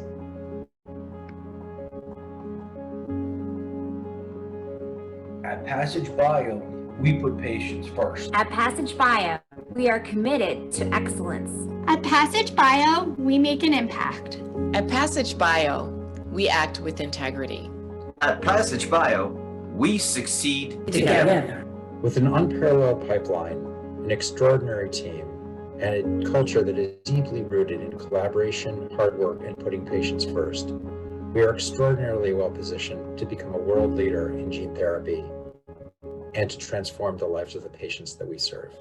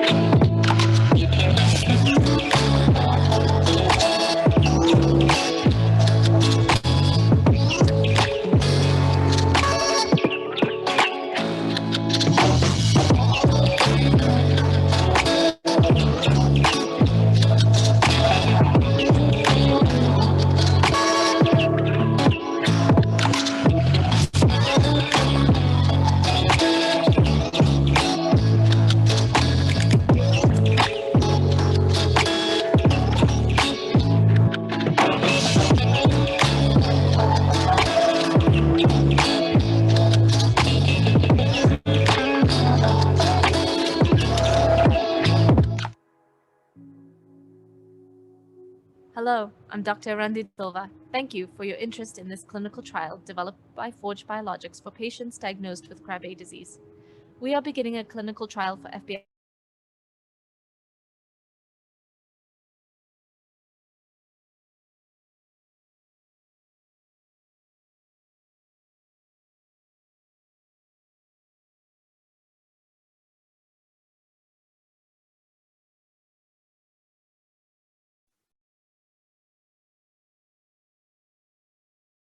Everyone, we'll be just starting here in about 2 minutes. So we'll be joined by Ann Rugari, Vice President of Krabbe Connect. Actually, that is not true.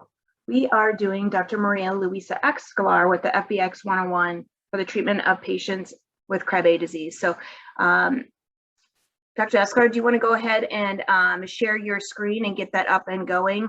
We're just a minute here away from starting.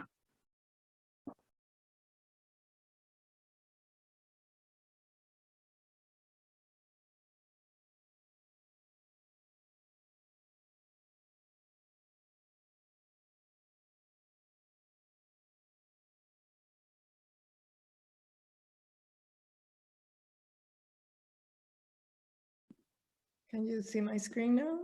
Yep, just push play from start and I'll bring up the big screen portion of it. Sorry.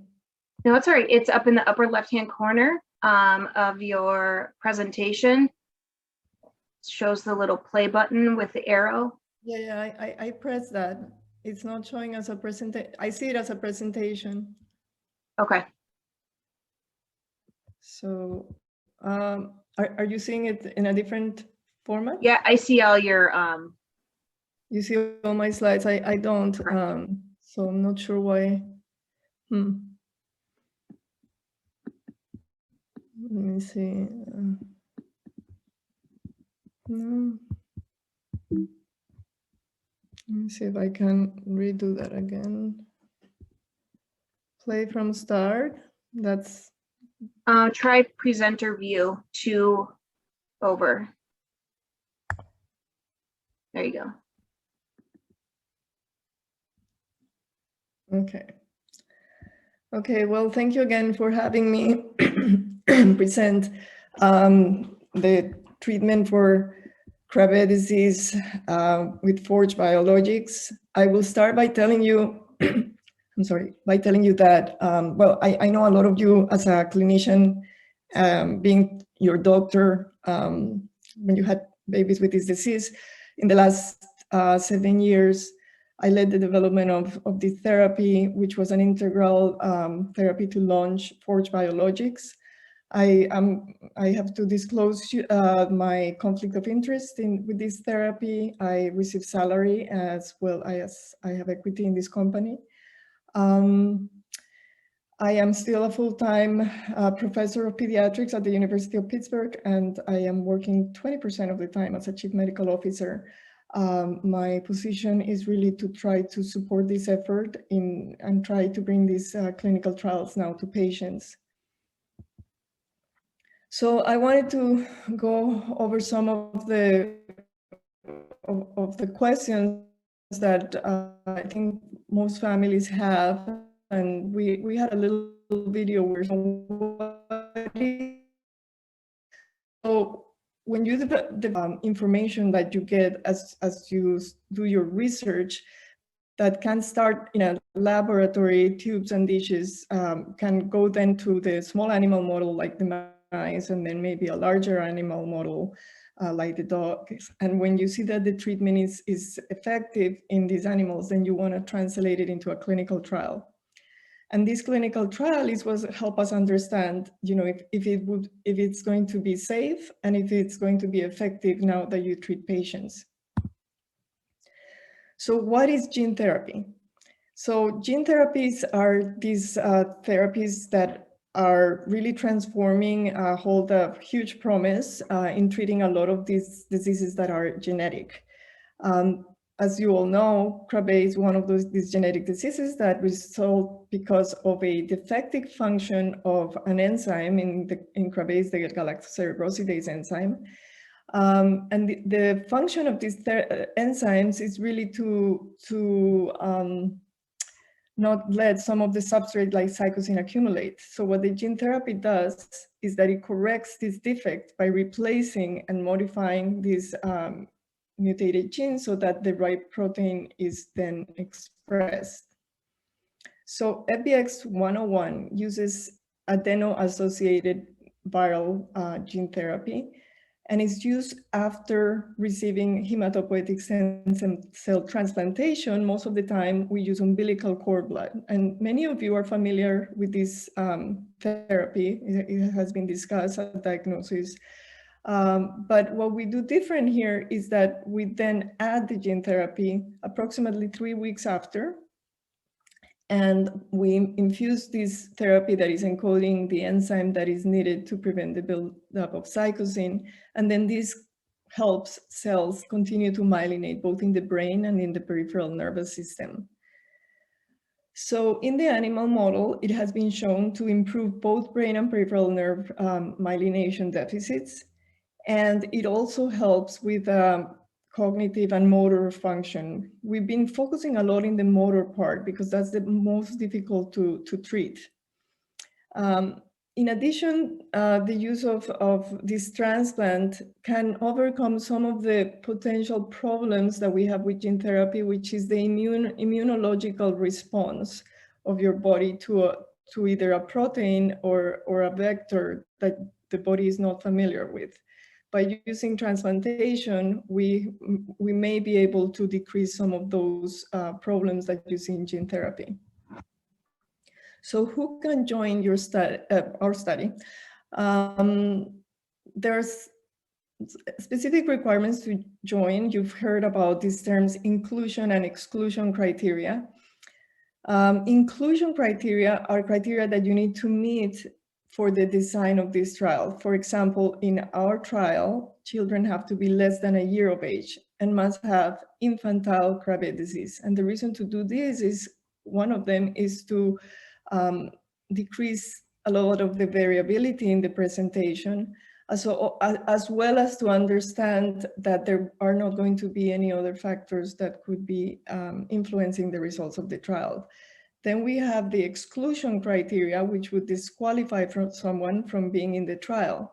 For example, if the child has been very premature or have had other type of syndromes that maybe can influence also the results of the evaluation of this therapy for Krabbe. How long is this study? So it takes 2 years, and it's divided into 4 parts. There's one that we call the screening, where we do some tests to make sure that they can qualify. Some of these are tests that you are familiar with, like MRIs, and nerve conduction studies, for example. If the child qualifies and we believe it's safe to proceed with the intravenous infusion, then that's provided. It happens while the patient is in the hospital and is being transplanted. Your child remains in the hospital for approximately 2 weeks after that infusion, and then it's discharged from the transplant unit, usually at the same time that they would be discharged because of the transplant. Then they're followed as an outpatient. The visits are pretty much following the schedule also of visits required for the transplant. There will be a total of 12 visits over this period of time, where they would receive tests or assessments to see how they're responding to the study therapy. Where do you need to travel? You will need to come to UPMC Children's Hospital of Pittsburgh. We're currently the only site offering the therapy.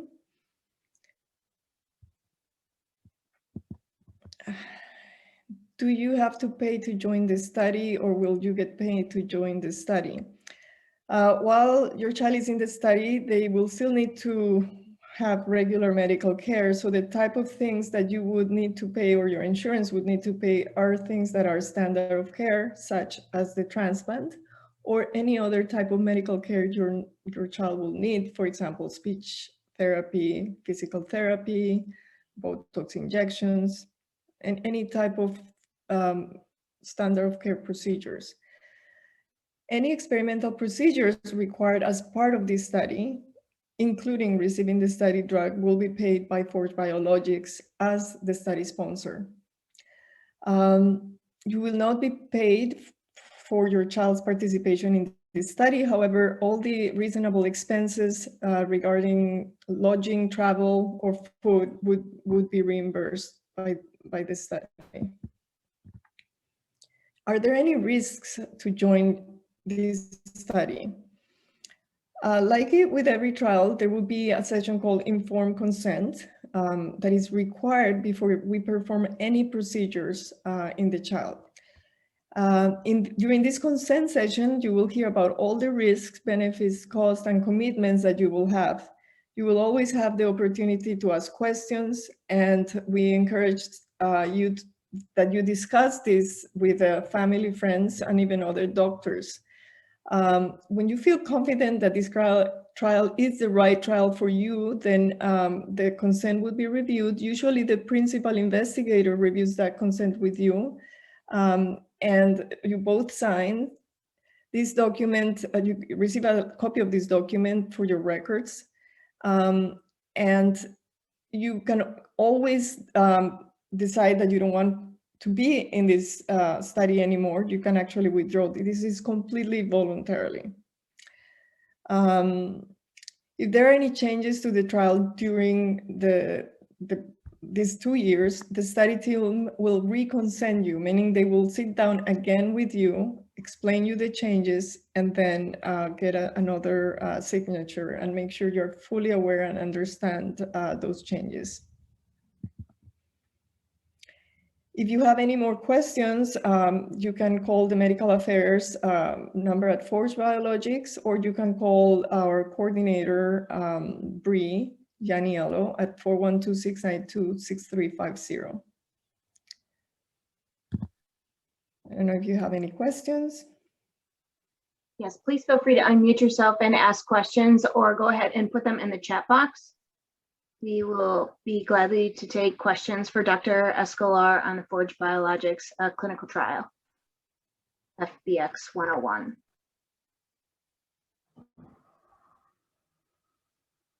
Just wait a few minutes here and see if questions come in.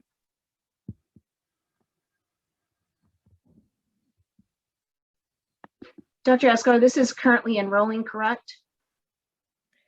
Yes. Enrollment has started. Mm-hmm. And has anyone been enrolled yet? I believe enrollment started a few months ago. Yeah, not yet. Okay.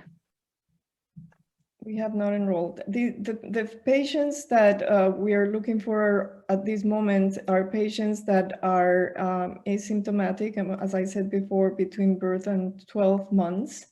Most of these patients would be most likely picked up through either newborn screening or because they are maybe siblings of other patients and they are just born. So yeah, they could also be patients that are diagnosed that are still not having a lot of symptoms, but were diagnosed through an MRI or because of irritability maybe, and they were picked up very early. So those patients may qualify. So the way you have to think of it is most of the patients that can be transplanted, that would be eligible for transplant, would also be eligible for this gene therapy. Sure, that makes sense. But they still need to be under the age of 12 months, correct? Yeah, they would need to be. Yes, and the reason why we did it that way is because in order for us to understand if this therapy is making a difference, we have to select a group of patients that look similar in terms of the evolution. So knowing that the infantile Krabbe form has a similar evolution in terms of how quickly the disease progresses, we group them that way. Once you are past 1 year of age, your progression is much slower. And so if we were to include kids that were older, it could artificially look like the therapy is working when it's not, right? So you have to try to select a group that is similar in terms of the evolution of the disease. Sure, that makes sense. Well, I appreciate your information and insight on this. Obviously, I know many will be tuning into this recording even later as we provide this link to the general public once the completion of the Cure Krabbe family meeting ends. So thank you so much for being here with us. We really appreciate it. We do have one question here. Will there be compassionate access for those that barely miss the inclusion criteria? So right now, we are unable to offer that, but we are looking into being able to do that in the future. So that's one of the things that we are looking very carefully into right now. Sure. Sounds great. Well, thank you so much for being here, Dr. Escolar. I'm going to go ahead and ask you to unshare your screen, and then we will move on to Dr. Elizabeth McNeil from Passage Bio. She's the VP of Clinical Development, and we'll talk about the Galaxy trial. Thank you, everyone. Let me just get myself into presentation mode here. No problem. Thank you so much, Dr. McNeil.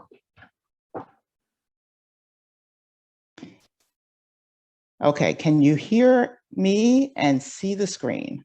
You certainly can. Looks great. Excellent. In that case, my technological difficulties are currently not a problem.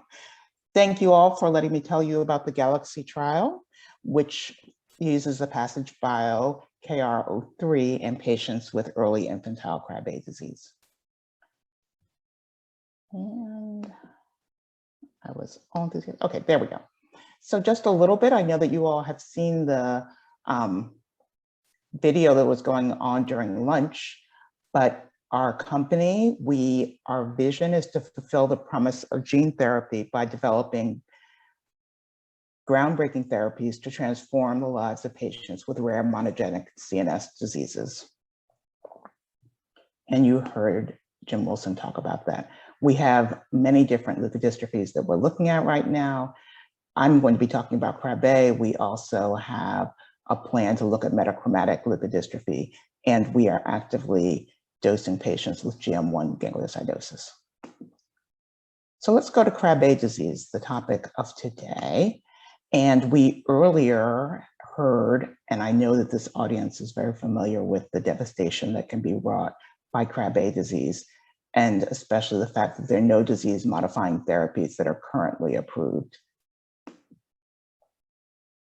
So why do we believe that our product can actually have a benefit?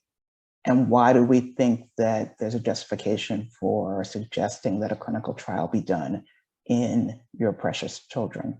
Well, because we have model data from the mouse and dog models that show that we were able to transduce with gene therapy, and that provided improved function in the mouse model with increase in GAL-C. As you all know, GAL-C is low in this disease, but we were able, after giving our product, to see increased GAL-C activity in brain, liver, and blood in the mouse, as well as increased GAL-C activity in CSF with decreased cytosine levels in CSF in the dog model. This gave us a reason to believe. In further evaluation in the dog model, we were able to show that there was improved myelination in both the central and peripheral nervous system, as well as extension of life. This was documented by looking at nerve conduction velocities, as well as looking at the biopsies on histology. So you've heard about clinical trials in Dr. Escolar's very nice presentation just before mine, and we too are doing a trial. We expect to start enrollment in third quarter of 2021. This is a phase 1/2 multi-center, open label, single arm trial in which we will have both a dose escalation cohort and a confirmatory study. Our patients have to be between 1 month and 9 months at enrollment. And as Dr. Escolar said, it's because we're trying to be able to have a reasonable chance of being able to predict what the course would have been had they not been treated. So good comparators. We'll begin dosing in subjects who are 4 to 9 months of age, they're slightly larger. And then we'll go to babies who are the younger cohort, 1 to 4 months. And we're looking for safety the entire time. And once we know that the low dose has gone into the older children, then we can do low dose in the smaller children as well as high dose, which is just slightly higher in the second cohort. What we're doing is this dose confirmation study looks at which dose appears to give optimal pharmacokinetic effects. The duration of the study is 2 years, and so that will be our primary endpoint, will be evaluation at 2 years. But then, since this is a gene therapy, we will do an additional 3 years of follow-up, looking for safety and durability of effect. We always will be looking for safety and tolerability as well as efficacy.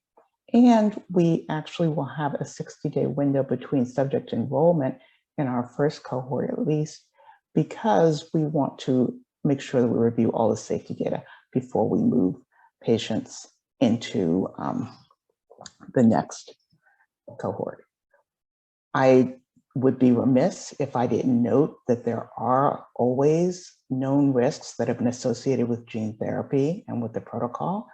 There are other drugs out there that we know, such as Zolgensma, which also is an AAV product. And in the Zolgensma label, you'll see that they do raise the issue of potential liver effects. And so those are virus-associated risks, liver inflammation, something called DRG toxicity. You may hear that word, looking at whether there's some sort of inflammation for these particular nerves. There's always a chance that you can have inflammation caused by the injection, or that you'll have a transient lowering of platelets, and those are the blood cells that are involved in clotting. With any procedure, there's a chance of bleeding discomfort or anesthesia risks. I should note that this is a first-in-human study with this construct, so there may be unknown risks. We are very, very aware of the importance of maintaining patient safety to the best of our abilities. So therefore, we have procedures in place to monitor the children carefully so that we will be, as best we can, able to track and make sure that they are as safe as possible. There's always a chance that something unexpected may arise, but we are monitoring. And as part of the informed consent procedure that Dr. Escolar alluded to, those type things, possible risks, and the types of monitoring that will be done are all detailed before patients actually get dosed, so that parents will feel as though they know exactly what the known potential risks are and what types of measures are being done to monitor for any safety concerns. Additionally, we'll be measuring efficacy, looking at neuroconduction tests, looking at various types of developmental assessments like the Bailey and the Vineland to see how the children are developing. As Dr. Escolar mentioned, there's always inclusion and exclusion criteria for our study. We need the babies to be between 1 and 9 months at enrollment, either pre-symptomatic or symptomatic, with the first symptoms at under 6 months of age. And we would like to see a leukocyte Gal-C activity below the lower limit of normal.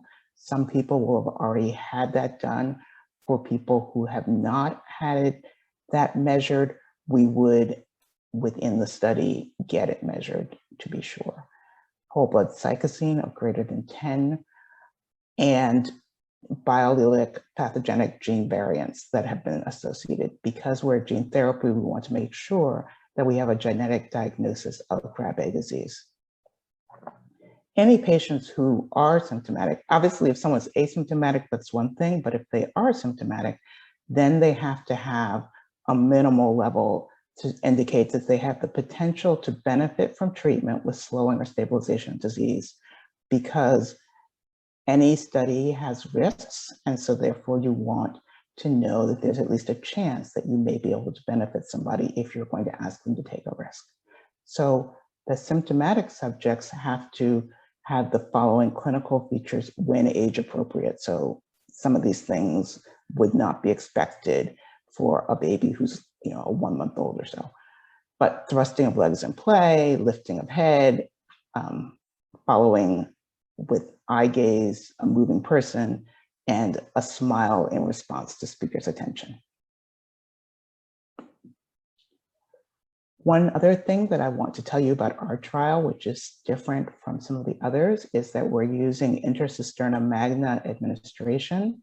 Based on our animal studies, we feel that this is the best way to directly target the central nervous system and get coverage of both the brain as well as spinal cord.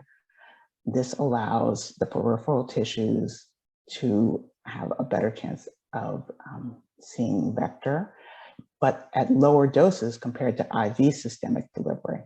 And we believe it'll have a reduced impact of neutralizing antibodies. Neutralizing antibodies being those antibodies that would stop the drug from working.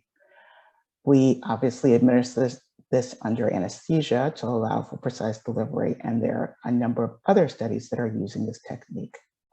I think the picture there shows you where we're injecting. It's kind of right at the bottom of the skull. There's sort of a pocket of fluid there, the cisterna magna. And the closest analogy is it is very similar to the epidural injection that some of the ladies who are on the line, or perhaps they know somebody who had an epidural when they had their child delivered. Similar injection into the intrathecal space is just higher up in the body. So now, having said that, where are we going to be enrolling patients? We're going to be recruiting worldwide with study sites in the following countries. We have 4 sites in the US, a site in Canada, a site in Porto Alegre, Brazil, a site in the UK, a site in the Netherlands, and a site in Israel. Our clinicaltrials.gov identifier is there for ease of reference. We will recruit patients from anywhere in the world. We will bring them to a site in one of the 6 areas listed there on the slide. But we have a service that will get people from their home spot to the place where the sites are, and we will support them while they are there with housing and food and other sort of incidentals, so that we can address some of the challenges of having to leave wherever it is you live to get to a study site. Thank you. And if there are questions, I'll gladly take some questions now, but for more information, we have the patient services email right there, as well as the MedInfo email, and our patient engagement team, which you saw earlier, is available. Oh, I don't know what I just did. I'm very sorry. To I think help it's out. just stopped screen sharing if you want to. Yeah, I was trying to pull stop up your screen sharing and share me, but you know, Yeah. somehow I can't share me and I can't stop screen sharing. So therefore, I don't know what I'm doing there. Okay, let's see. There. All right. You got All right, it. we got like some progress. Some progress. It's not easy. You know, it really isn't. And everyone has a skill set. This is not one of mine. I completely understand. Well, I just really appreciate you providing this information to our community. Obviously, as we continue to forge ahead in curative therapies for Krabbe disease, we are excited that there's more than one option. And so not everything fits the same needs of a patient. And so we are thrilled to have several entities in the space working towards curing all aspects of Krabbe disease. And so thank you for being with us. Also, Dr. Escolar, thank you for being with us. Does anyone have any questions? Looks like there are, where are the 4 trial sites Sure. in the US? The 4 trial sites are at Cornell, which is in New York City, my hometown, yay. In Philadelphia, Children's Hospital of Philadelphia. In Utah, University of Utah, and Lurie Children's in Chicago. Great.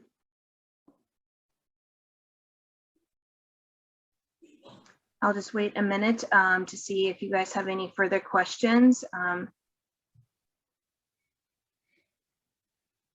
Stacey, it's Michelle. I just posted those 2 addresses in the chat box for everybody. Perfect. Thank you. That's very helpful. Dr. McNeil, are the other sites going to be injecting, or just one site is doing the injection? No, we'll have multiple sites injecting. Okay. And that's already happening? It is not yet happening, but they will be happening. Okay. I just want to know, because as a clinician, I see patients too. I know. Trying to do what's best for patients, right? So it's. Yeah, I know. And I'm sure that, you know, you probably get lots of inquiries when you're wearing your clinician hat. There's always that sort of, you know, people want to know what's available and when can they get it. And yeah, I fully understand. But yes, we will be injecting in, well, not injecting in multiple sites, but multiple study sites will be doing dosing.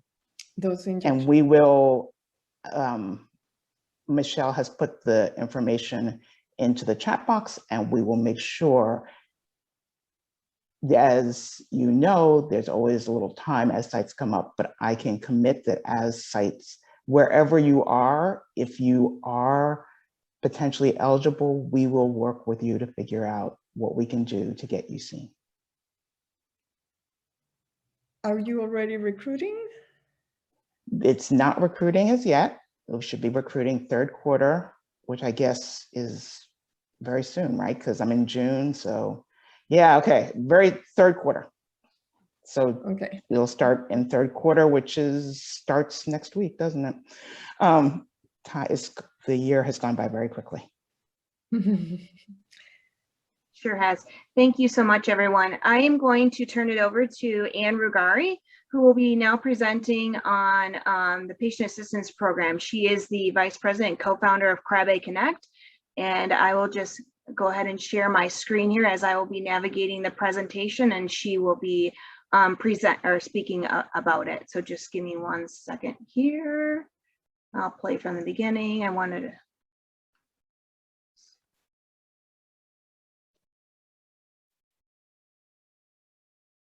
There you go. You can go to the next slide, Stacy. Thank you. Ann, are you on? I am on. Yes, do you hear me? I'm on. Yes, we can hear you. Okay, all right. Yes, Stacy, you can go to the next slide, please.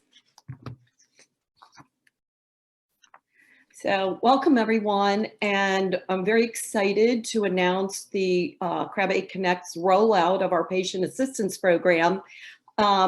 We are announcing it this weekend. All the information is up on our website, and we launched this program because we realize that there are many challenges when someone is faced with a Krabbe disease diagnosis. It is our hope that this program will help our families dealing with the care of a loved one affected by Krabbe disease. Next slide, please.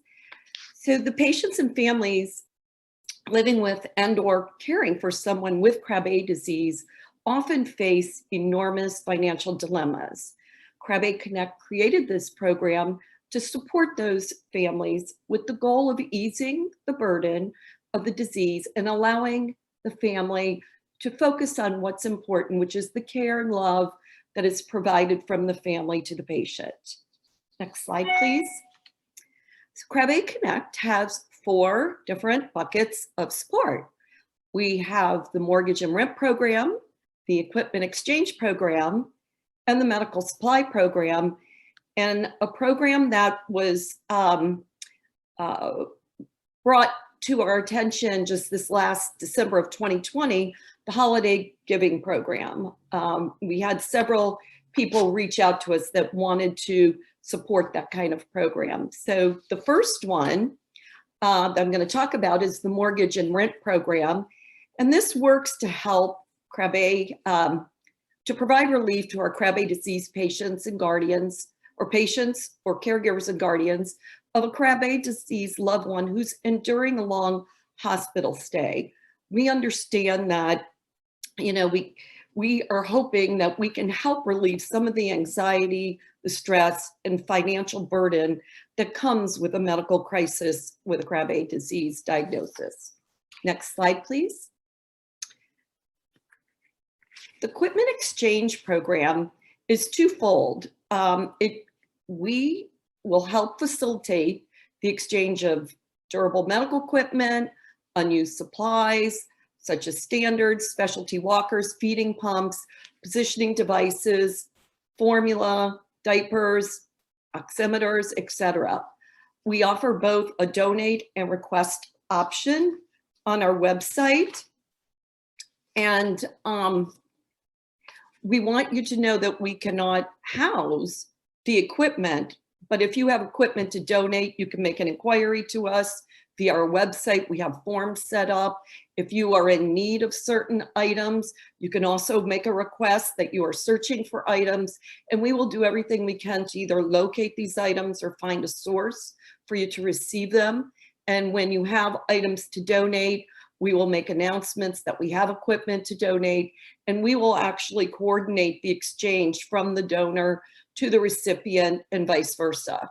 So we will do all of those through our website forms and help with getting equipment that is no longer used or needed to another affected individual that does need it. We'll pay for shipping costs and also locate equipment if necessary. Next slide, please.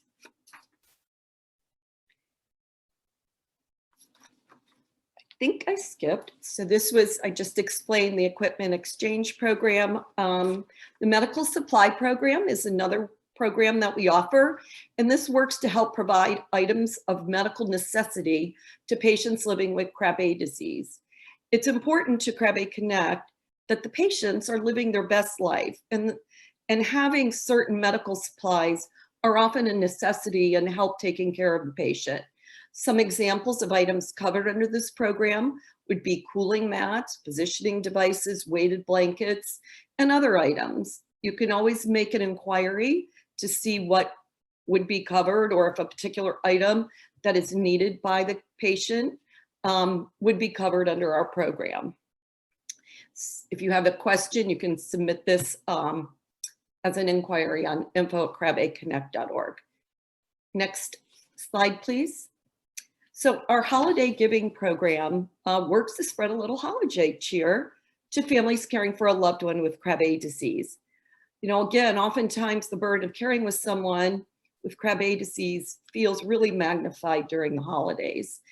And, you know, families are working very hard to create special memories and amidst caring for someone with a chronic disease such as Krabbe. So Krabbe Connect wants to give families in need the opportunity to apply for the holiday gift program. There are, again, forms on our website and information about this program and how that, on the criteria of what we will be looking at to have funds available for holiday gift giving. Next slide, please.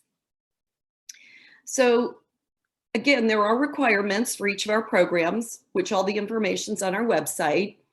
There are applications for each program, also on the website. All applications for any of these programs will be reviewed by a Krabbe Connect committee. And some of our programs do have monetary limits per family, even though we know the needs of families can be extensive. We will look and honor all requests as best to our ability, and you know, feel free to reach out with us with any questions you may have. Next question, next slide, please. So this program was developed as an initiative of our 2020 A Million Dreams Gala Funded Need segment. We are really thankful to the generous individuals who gave during this portion of our gala. It has helped to get this program started. We already have had several families who have benefited from the equipment exchange and donate equipment donation program. And we're going to continue to need funding for this program to help our patients and families. At this time, we have 2 Partner With Us funds who have dedicated their support to the Krabbe Connect Patient Assistance Program. So these are Dawson's Drive to Save Lives and Collins Crew for Krabbe. Any funds that go into their, that are donated through their Partner With Us account will get put into the, specifically into the Patient Assistance Program. You can learn more about our Partner With Us programs on Krabbe Connect's website. We have actually a nice video about the Partner With Us, and that explains how you can set up your own Partner With Us program to support one of our #CureKrabbe programs. So if you have any questions at this time, I'd like to open it up to our families and others out there about the Patient Assistance Program and see if how we can help you.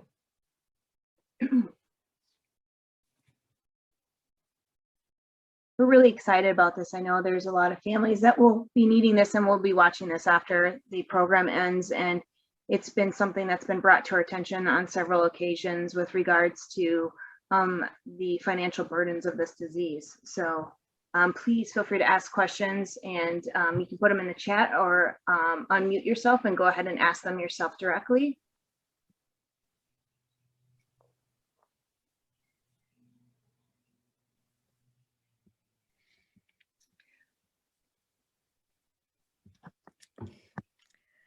And this is a great idea. Congratulations on this effort, and please let us know if we can help. We do get offers from families all the time, and I know who to contact now for information on this. So that's great. Thank you. Thank you, Dr. Escolar. We know how important it is, especially when it comes to equipment needs and positioning devices and medical supplies, that there are many times a lot of things that insurance does not cover, and or insurance denies, you know, families are denied to have certain things that are needed. And that's where we can step in and really help our families and the patients So yes, now that you're aware of our program, please send the families our way and we'll be happy to assist them in every way we can. Sure, I will. We actually had a virtual closet too. We were trying to do this. Of course, it's great if you can do it. So I'll send all that to you. Please do. Yes. Great effort. Yeah, we're always going to be in need of funding for these programs. And again, you know, our donations that come in, our Partner With Us funds, our gala events, and all of our fundraisers, you know, help, but we need the support of the community also to help us so that we can give back as much as we can to our patients. I do just want to make a note. I know people have seen our exchange equipment and things of that nature for the most part, and especially with the rent assistance and things of that nature. Those are really just for Krabbe families. That's the funding that we have available right now. So it's really geared towards them and supporting them, especially as more of these clinical trials become accessible to families. So if we don't have any other questions, I'm going to have Anne go ahead and move on to the brain and tissue banking. How does it work and is it right for me? So just switching over here, just give me one moment, please.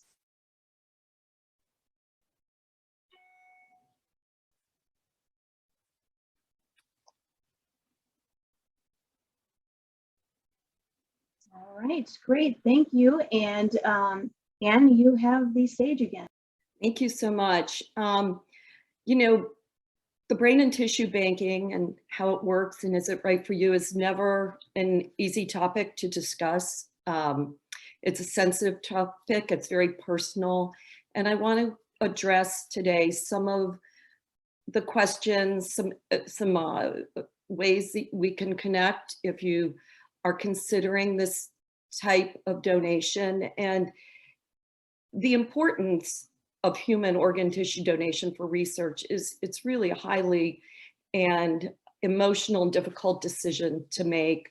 For some, it may be difficult to even consider this type of donation, especially when they've gone through so much emotional distress from dealing with the disease. But for others, it may offer a sense of purpose and comfort, knowing that the quest for knowledge and medical research will carry on because of their donation. Next slide, please. So I want to give you a little bit of background information on the NDRD Brain and Tissue Bank. The bank received its IRB approval in 2015 at the University of Pittsburgh Medical Center. It's under the direction of Dr. Maria Escolar and Dr. Julia Koffler. The program is funded partially by Partners for Krabbe Research and other contracts associated with UPMC and the University of Pittsburgh. Initially, the bank was started with just donation of Krabbe disease brains and tissues, but we have expanded the bank to receive other leukodystrophies and lysosomal storage disease brain and tissues. Next slide, please. So to date, from 2015 to now, we have 13 untreated Krabbe patient donations with different stages and ages of the tissue samples that have been donated of the patients. We have one treated Krabbe patient who underwent a stem cell transplant umbilical cord as a newborn. We have 2 historic Krabbe patients. And what that means is when Dr. Koffler started researching archives and what was the bank, we found that there had been a Krabbe brain donated many, many years ago. And she was able to have it transferred into the NDRD Brain and Tissue Bank. We also have a transplanted Gaucher case and 2 Sanfilippo brain and tissues that have been donated to the bank. Next slide, please.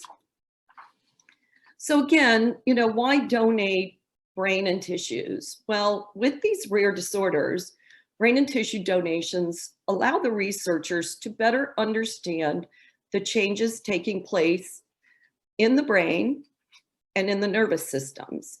This can lead to a lot of breakthroughs in treatment of the disease. And here we're showing a slide of different, from an early infantile Krabbe disease patient who has not had a transplant and one that has had a transplant. We also were showing myelin and different nerves and what the research has discovered. This is actually information that came out of a publication out of Dr. Feltry's office at the University of Buffalo. Next slide, please. So several scientists, including one from Italy, have received tissues from the NDRD Brain and Tissue Bank, and they have research projects currently in progress. Dr. Feltry and Nadiv Weinstock published a paper in Neuron from the tissues that were received from the bank. Several other manuscripts are currently in the works for hopefully publication later this year. And Dr. Feltry's publication can be found. It was in the July 8th, 2020 Neuron publication and it was entitled Macrophages Expressing GALC Improve Peripheral Krabbe Disease by a Mechanism of Cross Correction. And one of the things that Dr. Feltry's daughter was so inspired by the work she was doing that she actually drew a picture of the nerve that was affected by Krabbe disease, whose tissues were donated from the NDRD Bank. And that artwork is pictured here on the cover of Neuron magazine.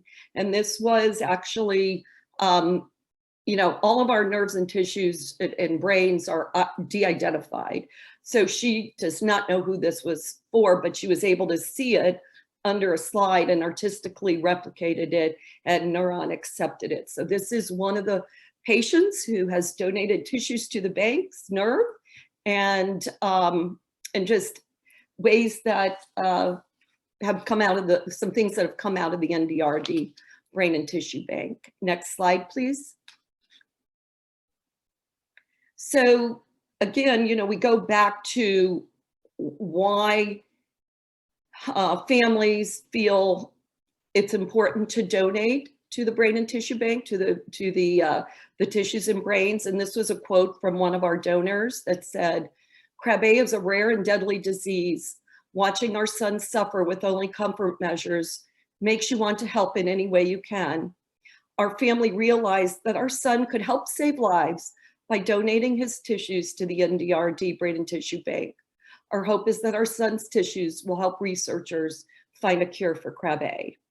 And this is a powerful message from a family that donated, and you know, and it's not a decision that came lightly to them, but it's a very powerful decision when you are considering a donation. So questions come up on when should arrangements be made for a brain and tissue donation. And we can tell you it's never too early to get the paperwork rolling or to start inquiring about if you want to make a donation when your loved one passes. And all this can be a tough decision. Having an end-of-life planning for a tissue donation in place is very encouraged. All necessary arrangements can be done in advance. Partners for Krabbe Research has a consultant to handle all of the arrangements. Inquiries are all dealt with compassion and confidentiality. And there is no cost for families to donate these tissues. Any and all expenses are paid for by Partners for Krabbe Research. And you know, we always encourage families to try to get the paperwork done in advance because it is really an emotional decision to do it. When the patient is maybe in their last hours of life or just passing away. However, I will tell you that it has been done, but there's a timeliness issue of, you know, coordinating all the arrangements and within 24 hours of your loved one passing if you do consider to make this donation. Next slide, please. So some frequently asked questions are, that families often ask are, will an autopsy affect the funeral arrangements and viewing? And the answer is, the procedure for tissue retrieval will not impact an open casket funeral or any funeral services. Question 2, are results of an autopsy made available to the family? And the answer is the family will be contacted with a report from the Office of Pathology at UPMC regarding the findings. And we had one family comment when they got the report that it was actually a form of comfort to really realize the disease state that their child had been in from a pathology finding. So it actually offered them, this report offered them some comfort and gave them more understanding of what the child's body had been through. Another question is, where are the sample donations kept and who has access to them? And again, the donations are held at the NDRD Brain and Tissue Bank at the University of Pittsburgh. They are maintained by the Alzheimer's Disease Research Center Biorepository under the direction of Dr. Julie Koffler. Next slide, please. We want to emphasize that it is a very generous gift to make this type of donation, and we are extremely grateful for those who have made the choice to donate their loved ones' brains and tissues to the NDRD Brain and Tissue Bank to support research. We have a number of inquiries for tissue samples, and we are always limited on what samples are available. So we always are in need of more samples so that we can continue to learn about all of these very complicated diseases in the hopes of finding a cure. Next slide, please.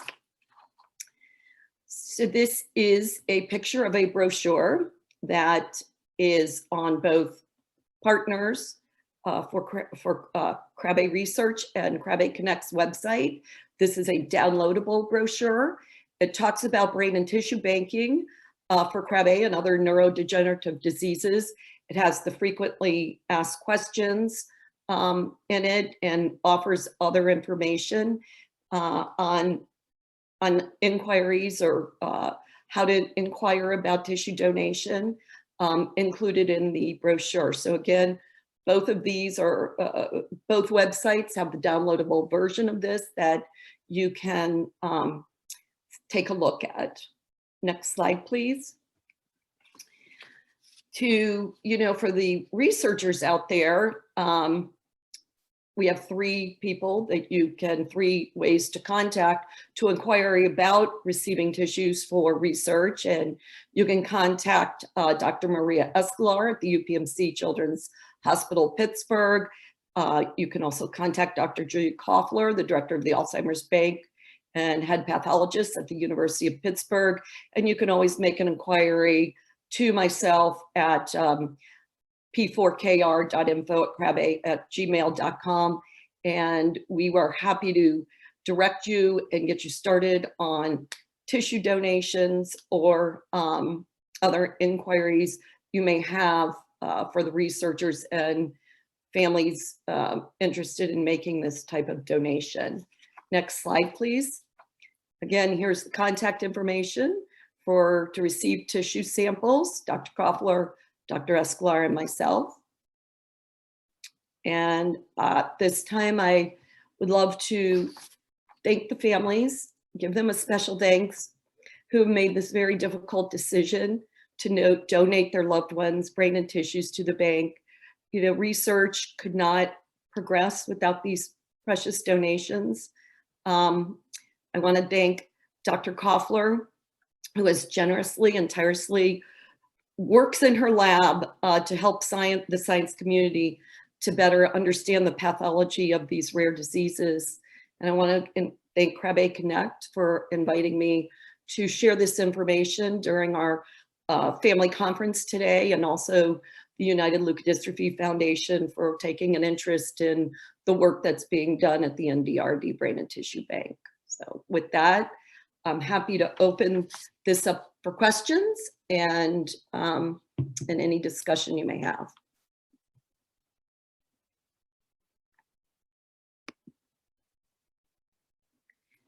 I'm checking the chat box here to see if there are any questions that I can answer. So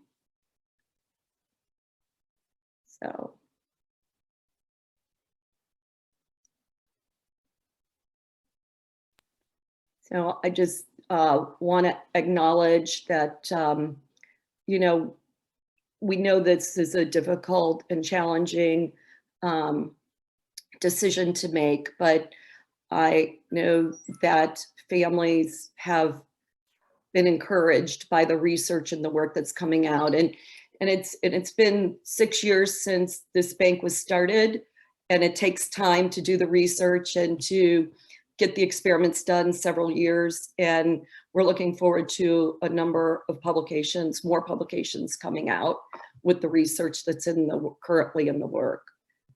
Yeah, Dr. there's a question that states,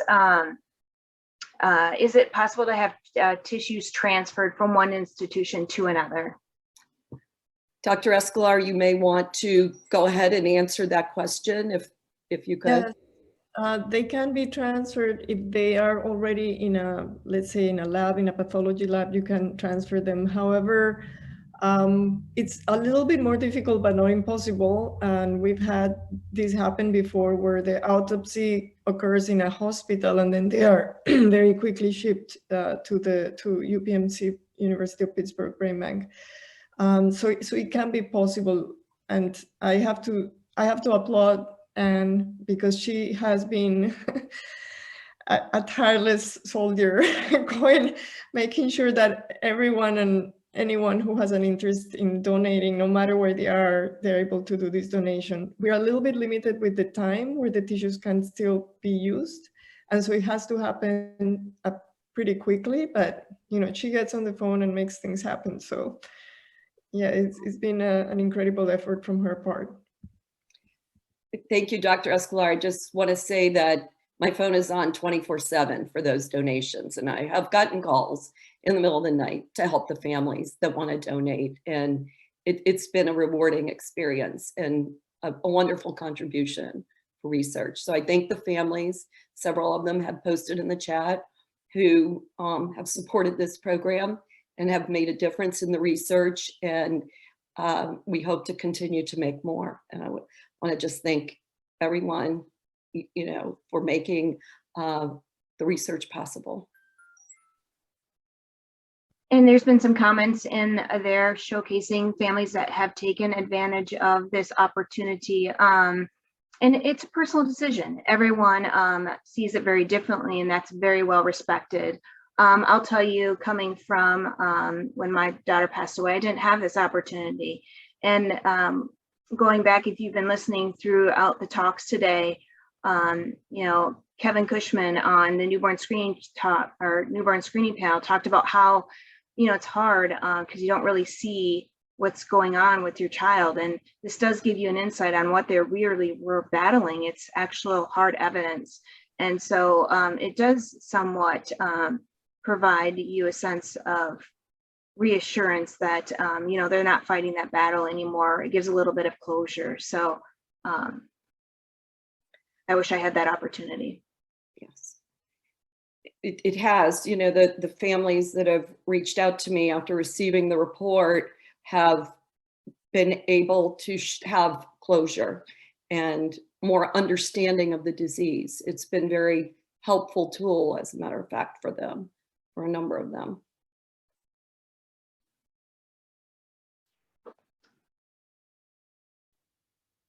Great. All right, I am going to go ahead and move to sharing my screen again.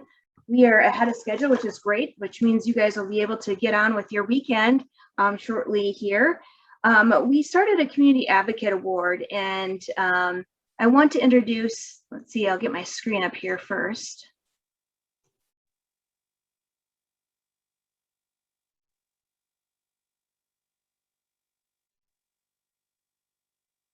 Takes a little minute to get into play mode here.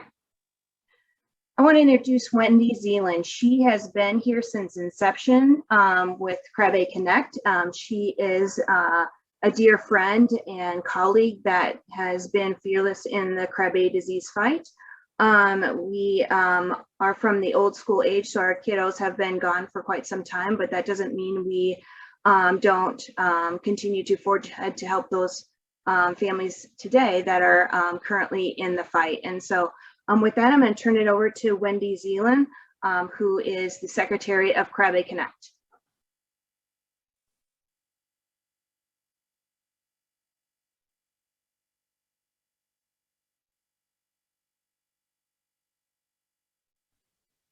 I think you're on mute, Wendy. I'm not seeing her on. Although she was on the chat box just recently. So please just stand by here for a second, folks. This is the fun part of virtual meetings.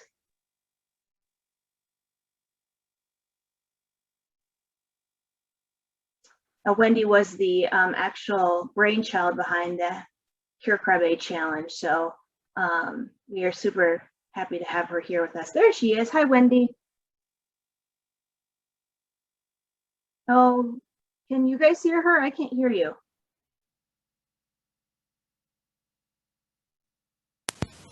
Okay, switching to a different microphone. There we go. Okay. All right. First, I really want to thank Stacy and Ann. You folks have been utterly amazing. I've been around, unfortunately, Krabbe since even before Dr. Escobar. And it is beyond belief wonderful to see the progress that has been made.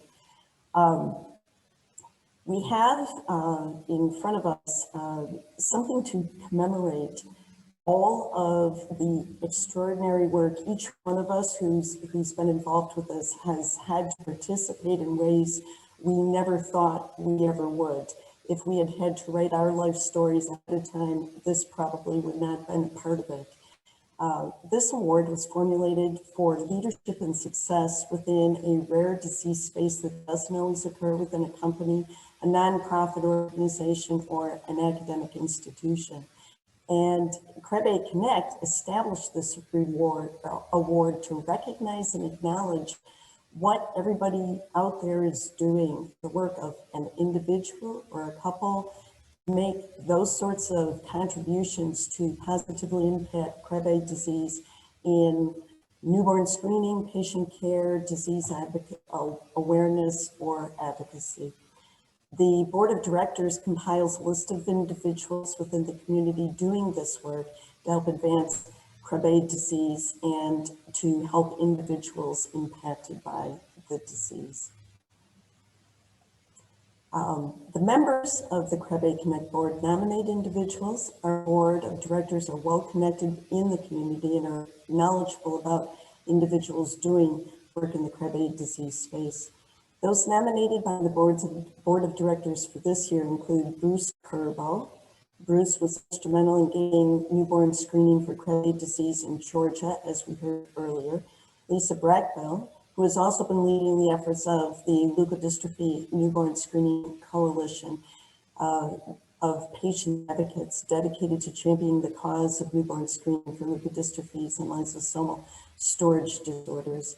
She was fearless in securing mandatory screening for Krabbe disease versus optional screening in Pennsylvania. And David Wilson, who for nearly a decade has had a commitment to Krabbe disease family Facebook posts. And let's all give a hearty round of applause, however we want to do that, tapping the computer. Bruce Krabbe, Lisa Brackbell, and David Wilson. And the winner who was selected is David Wilson. Congratulations, David. This decision, I can tell you, was not easy. David's commitment to Krabbe disease is priceless. David works acknowledging birthdays, angel days impacted by Krabbe disease, and families from all over the world truly appreciate his remembrance posts. Stacy has stated, David helps all of the Krabbe disease families feel as though their loved one is remembered, that each patient impacted by this disease does matter, as we know, and that curative therapies are still on all of our minds. And I will add a personal note to David directly. My daughter passed quite some years ago, and our lives have all moved on. This is something that is part and parcel of me.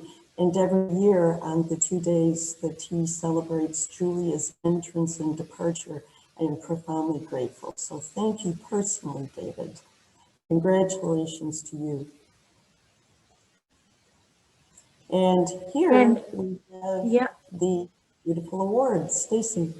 Yes, thank you guys. And unfortunately, we didn't get this to David in time, but here I'm going to stop sharing my screen so we can see David because he has joined us. See, I'm just going to find him here and pin him. Hey, David, here's your award. I get to hold it for a moment. It looks pretty We're cool. so thankful for you, and thank you for all the 9.5 years you've done. Just recognizing our children in the Krabbe disease families, and I know you work long hours and tirelessly, and you also have a beautiful family that you care for. So thank you so much for all that you do in every day, just ensuring our kiddos are remembered. Absolutely. As I said, David, you have made a big difference to me, so truly thank you. And it's nice to meet you virtually in real life. So I look forward to your posts every year. So maybe everybody can unmute for just a moment, and let's give David and all of our nominees a round of applause. David, I wish we could be doing this in person, David. It would be so much more exciting. but we will be in person soon, and I just want to thank everyone for being here and being part of this effort today. We are really thrilled that we have come so far, and there's my dog, as you can't prevent dogs from coming in. At any rate, we are just excited to be here, and the initiatives that we have going on within Krabbe Connect right now, we believe are of the ones at the highest priority. And so if you are interested in getting involved or being a part of our efforts, please email us at info@krabbeconnect.org, and we would be happy to have a conversation with you. And I'm going to turn it over to Anne as I just received an interruption. Yeah, David, congrats. I mean, you know, I know too from personal viewings of everything you post, it's always nice to have your loved one or loved ones remembered. And I know too, you know, even with your journey with Krabbe disease, it's not easy to post your own children's, you know, information. So we honor you, we applaud you. All the community is grateful for what you do. And you know, we're just happy that you could receive this award on behalf of Krabbe Connect. Thank you. To me, it's more like a therapy to do. It always feels good for me to do it. Yes, it's very hard at times to try to get it done, but I guess on the upside, I've learned how to spell every state without having to look it up when I'm doing the posting. So. Well, that's great. It's certainly a gift to our Krabbe families and our Krabbe community. It truly is a gift. So. It also helps us all to stay engaged, which as years go by sometimes can become difficult, but We are reminded by your posts of the extreme importance of when we have the ability, the capacity, and the bandwidth to jump back in and help when we can. So thank you on many counts. 100%. Well spoken, Wendy. I want to, oh, David, did you want to say a few things? Oh, I'm good. I just wanted to thank you. Yes, definitely. And it just shows that, guys, we have to stay committed and stay the path. We can't win this without the patients and caregivers continuously being part of this journey. We are so thankful for pharma getting involved and that we do have a future to look forward to, maybe without Krabbe disease being part of it. I want to just do a shout out to all of our sponsors, Neurogen, Passage Bio, Forge Biologics, and the Legacy of Angels Foundation. We know we can't do this alone, but we can join forces and do this together so that one day patients can live a life free of Krabbe disease. With that, I am going to allow you guys half hour back to your time. So thank you so much, everyone. Thank you, Inspired Media, for being here. And thank you to the United Leukodystrophy Foundation for organizing this and putting this platform together for everyone. We hope each of you felt that this was valuable information, and we will be sharing this to our YouTube channel so families can see this who are unable to join or want to see it from in other countries. Bye, everyone. Take care. Bye. Bye. Bye. Bye, Kendra. Bye, Kendra.